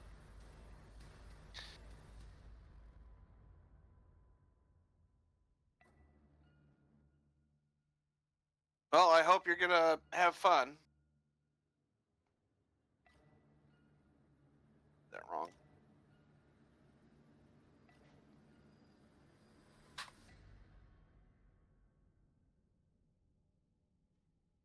Because I'm gonna cast darkness. Interesting choice. And I'm going to put it. No, not the song. Not the song. Not the song. And I'm putting it here. I hate my tablet. So. I need to get a new keyboard for my tablet so it actually works.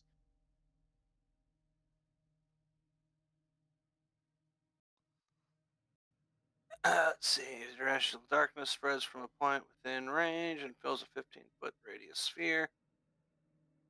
Oh, never mind. Dark vision can't see through it, and non-magical light can't illuminate it. Yep.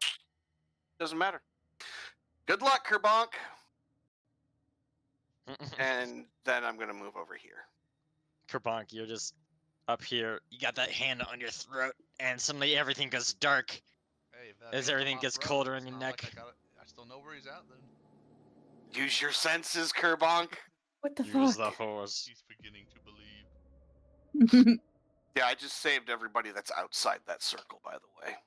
Yeah, except now we can't hit him either. All right. Is that your turn? Yeah. Lyra, it is your turn. I don't even know what I can do at A this big cloud of point. darkness has appeared before you. You cannot see anything within that cloud. Marco. Unless you have Oh. some magical light that Seriously. states that it can clear that or illuminate that. But very few things can.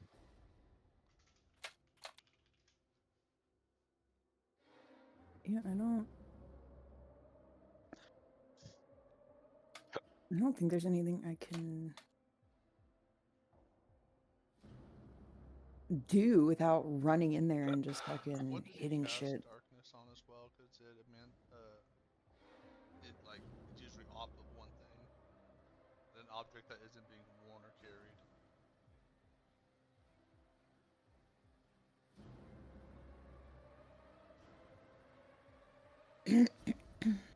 And you just cast it on the spot. Okay.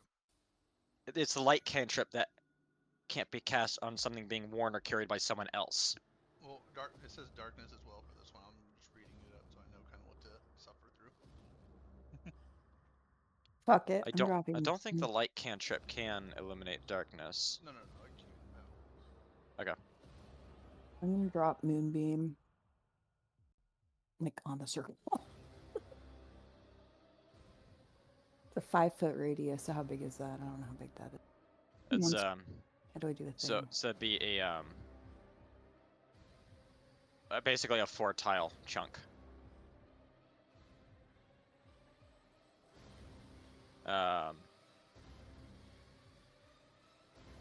Being said, I don't think you can actually cast into that. You can't see into there. But I know where they were about standing, no? Moonbeam requires sight. Does it? I don't know for sure. Yeah. Okay. Darkness spell dispels it when the area's so it doesn't even matter. The darkness spell dispels Moonbeam. Oh, it depends on which level. What level are you casting Moonbeam at? Which level does it need to not be dispelled by darkness?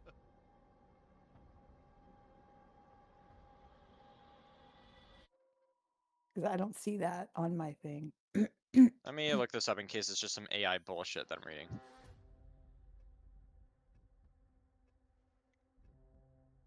Because this I'm is not just saying seeing that. all the It says circles and magical light, so it preparation. would be able to illuminate it, I think. But I'm not for sure yet. I'm still reading everything. Yeah. It might only be daylight. Not daylight. And if this spell's area overlaps with an area of bright light, dim light created by a spell of level 2 or lower, the other spell is dispelled. When you cast a spell using spell slot 3rd level higher,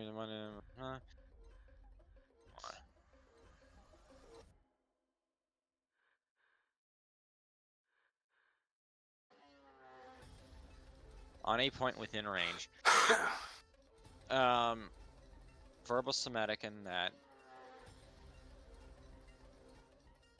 dim light fills the cylinder. Darkness would dispel this, but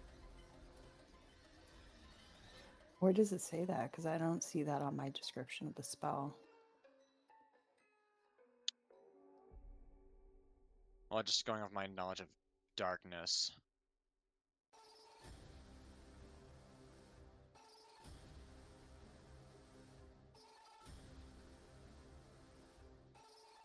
Creatures dark vision cannot see this dark vision. Non-magical light can't illuminate it. If the point you choose an object, and darkness, an object moves with it, completely covering the source of darkness, such a bow or helm blocks the darkness.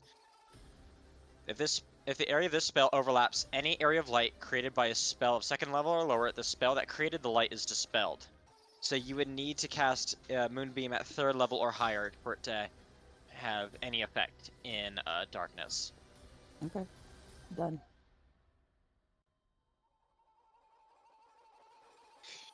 I will cast at a third level. It's a con save of 14. Constitution save, DC 14. Yep. All right. Where exactly are you placing this? Like, where's my circle? Can we? Yeah. Where'd that go? Did someone delete that? Man, I hope I get to I my think I turn deleted it. before we end. Okay. Kerbank, go ahead and make a Constitution save as Oh, well, I'll put it like Well, if you can't see him, it so makes he doesn't have sense. to.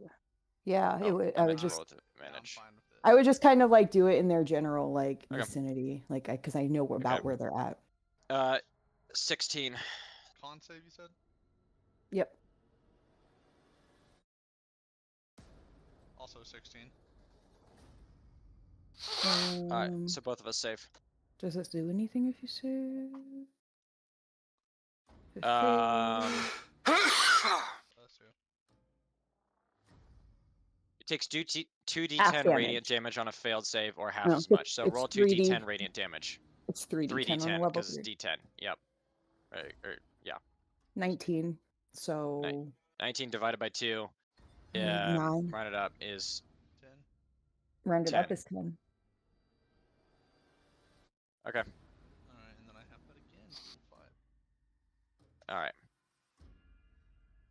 All right. Kerbank, you suddenly are able to, the lights come back on and you just find yourself in the face of this thing.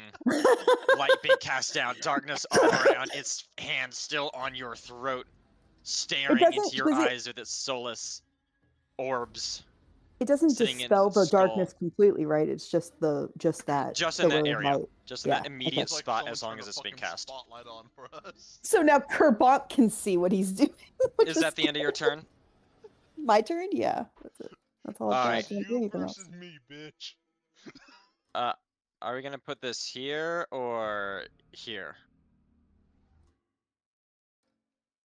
Lyra. Wherever. It doesn't matter. Whichever one. You say that till he disappears and do it either way. Oh, if you're gonna give me the choice, Right if you're there. gonna make the Right mistake there. of giving me the choice, I'll Right choose there. that one. It's gonna be Alright. right there. Alaran is going to let go of your throat. He's going to step here. And he is going to cast a lightning bolt. You see lightning arcing between his fingers on his left hand as he reaches it forward and is going to Nobody is seeing him do this. Now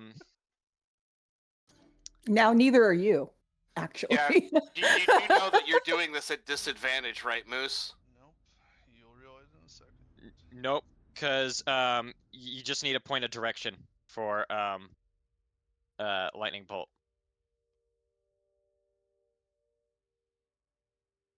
Would you get a disadvantage since I'm right next to him?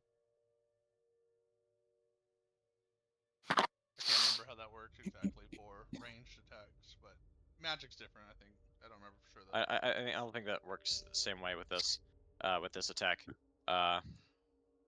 D&D lightning, since we're looking up every single spell every time we use it. Just to be certain, stroke of lightning 100 feet long and 5 feet wide blasts out from you in a direction you choose. Each creature in line must make a dexterity saving throw. A creature takes a lot of damage. If this is being cast at the 4th level. This is being upcast to the 4th level. I can't wait to get. Yeah, so Kerbank, Lyra, and Astoria, a burst of lightning appears out from the darkness. You guys all need to make a dexterity saving throw. There's no disadvantage on this for me because there's not a dice roll that I have to make. Nat 20. Woo! Nice roll. All right. 8. What'd you get? I'm gonna ask the same. We're on thing the about clock it. here. Yeah, We're leaving I here in know. a few minutes. What is it? My thing's battle sense. Do I get the advantage or not on it? No, because he's in darkness. Sounds good. Nat 20. All right. It wouldn't have mattered, but I just needed to know. Just flex a little harder. Okay, so it's going to be 96 damage, halved for Lyra and Kerbonk, and halved again for Kerbonk, I believe. Holy I don't shit. know. It's lightning damage. 1, 2, 96 3, 4, damage? 5, I'm 6, down. 7, 8, 96. 9. 9-6.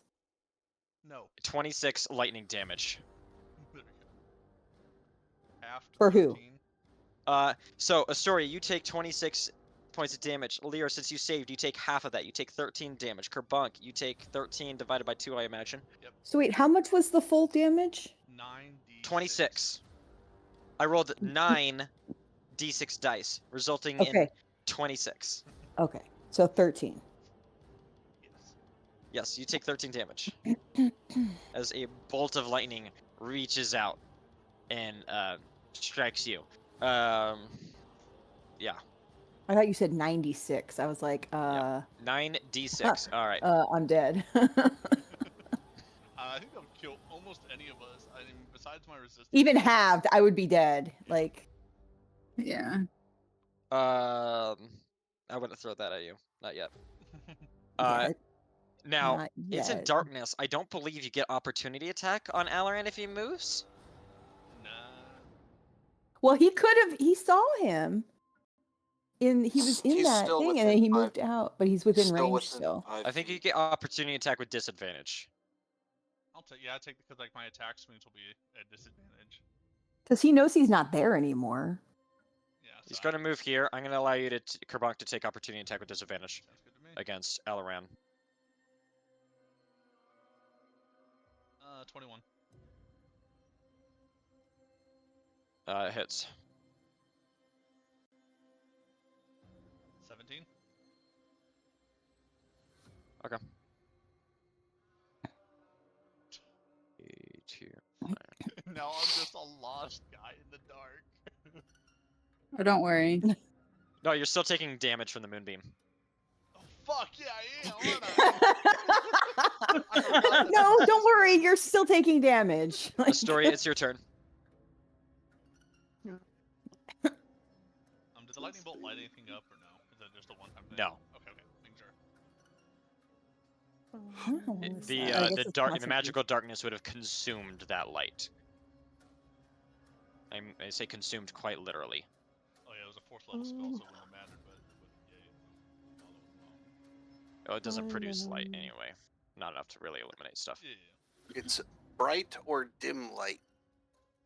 Anyway, Astoria, it's your turn. We have 10 minutes. Yep. I am going to heal myself. Maybe just a little bit. After that, I'm like, well. So.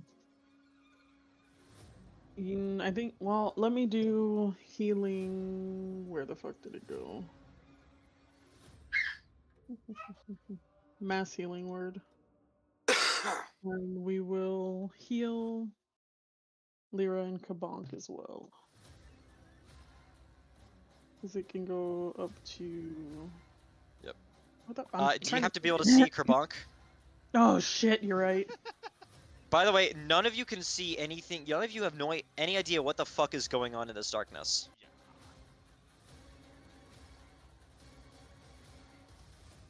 Darkness is right. Fun. Okay, so Don't worry. I'm gonna use Cure Wounds on myself. So that is okay. I will get back 38 health. Hell yeah. God damn. Oh wait, And then- hold on. Uh-huh. No, don't worry about it. Okay. You were gonna counter spell. No, there was something else I forgot to take into account, so I'm fixing that. Kerbonk, when you swung, you swiped into the darkness. You have no idea if your swing did anything or not. I wouldn't have even felt it if I hit him. Yeah, if he hit him, he would know. You felt something. Yes, you certainly felt an impact. Okay. But you don't know how bad the damage was. No, you don't There's know no how bad telling the if that damage was was. even him. That's the other thing. This is when he drops out the I undead army guess. we're waiting to pop out of the walls. Yeah, true. Okay, so I'm back to full health for me, and then I'm, as my bonus action, gonna cast Healing Word on Lyra, and you get back 11. Okay. And that's it. Oh no, I'm a liar. I'm gonna, since he kind of knows where I'm at, I'm gonna zip over here.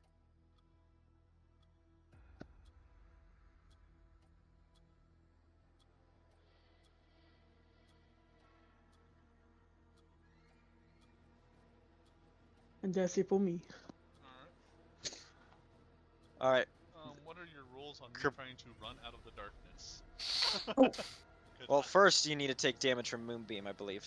I also have a quick question before he takes damage from Moonbeam. Do I lose concentration because I got hit by the? You need to make a concentration saving throw. And you took 13, so it's just gonna be beating it. Nat 20. Fuck. Can I just drop concentration on purpose? Not until it's your turn. Yeah. And even then, in character, you would have no idea that it's just hitting. Yeah, you I right wouldn't now. know. Yeah. You have no idea okay. what's going on. Out, I have no clue what's going on. Yeah. What would you? So if I was to run out of it, can I just run out? So he or has to run- roll. He has to roll concentration How's the of 14. You have to roll a con 14 21. saving throw, Kerbunk. 21, so Succeed, you take half half damage. of 12 damage, so 6. Can I yell to Kerbonk to get out of the way? Yeah. You can. You have no idea if he's in the way or where he is. I might be able to hear my voice. Come Yeah, you toward can. He can us. definitely hear you. At least like the toward general us. direction. Yeah, he can hear you. Yeah, because I'm gonna need him to get out of the way. Yeah, I'll just if it's because I don't know, running in just pitch blackness, not knowing anything. If I can just run a straight line still. You can definitely run a straight line. Okay.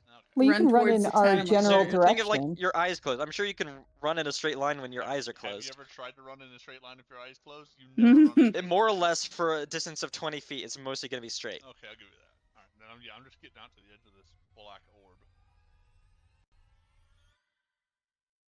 You guys see him scorched by lightning scorch marks and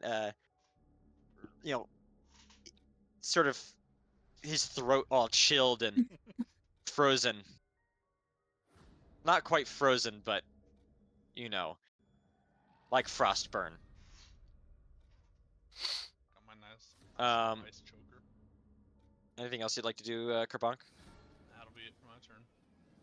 All right, Aquila, it is your turn. All right. Kerbonk just emerged from the darkness. Somewhere in that darkness Yes. So. is an Alhoon. Oh, you can leave him, but so I am going to start running in his direction and use my bonus action to wild shape myself up here. I hope this fits because I've been thinking about this. Oh shit! Holy shit. I have blind sight of 10 feet. Do a Constitution saving throw for the moonbeam. Yeah. Or get out of the way of the moonbeam. Like She doesn't know that it's even in there. Oh, that's Yeah, true. well, she can't and- see it when she's in there. I have Not till blind she sight reaches of it. Oh, that's true, I guess. blind sight of 10 feet. Constitution. Right, that's It's insane. no. No. 12? Fails. Hold on. Fails. roll. Alright, Fuck. 14 damage. okay. I'll just fucking Yeah, on your turn. Yeah. just, friendly firing all over the fucking place, I guess. So should be able to see him, right? Yes, because blind sight? Yes. Yeah, right here. Movement. And then I am going to use constrict on him. Okay. How's this work? Actually, let me make sure I Cool. melee weapon attack +6 to hit, reach 5 feet, one creature, hit 2d8 plus 4 bludgeoning damage, and the target is grappled. Until this grapple ends, the creature is restrained, and the snake can't constrict another target. Okay. Roll to attack. Right. Oh, that might have been the damage. Whoops. That is not the right button. 15.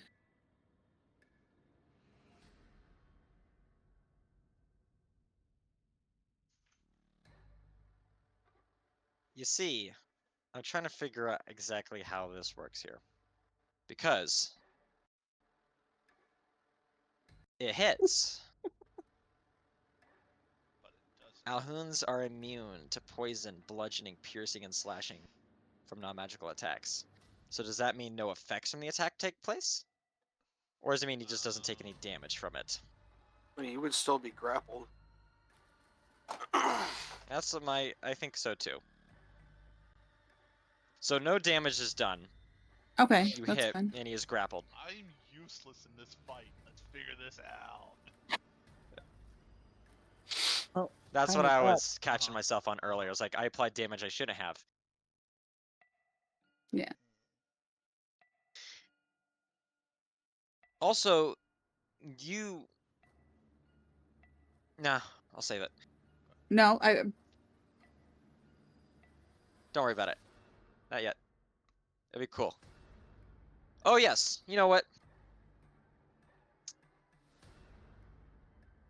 As you grapple Alaran, you feel and hear something fall from his robe with a heavy clunk-thunk onto the wooden floor. Wouldn't she be able to see it? Now, she can sense there's something there, but she cannot see it or what it is. So, with that, we're gonna end. We're gonna wrap it I up. already know what I'm gonna do. It's gonna be really fast. I promise.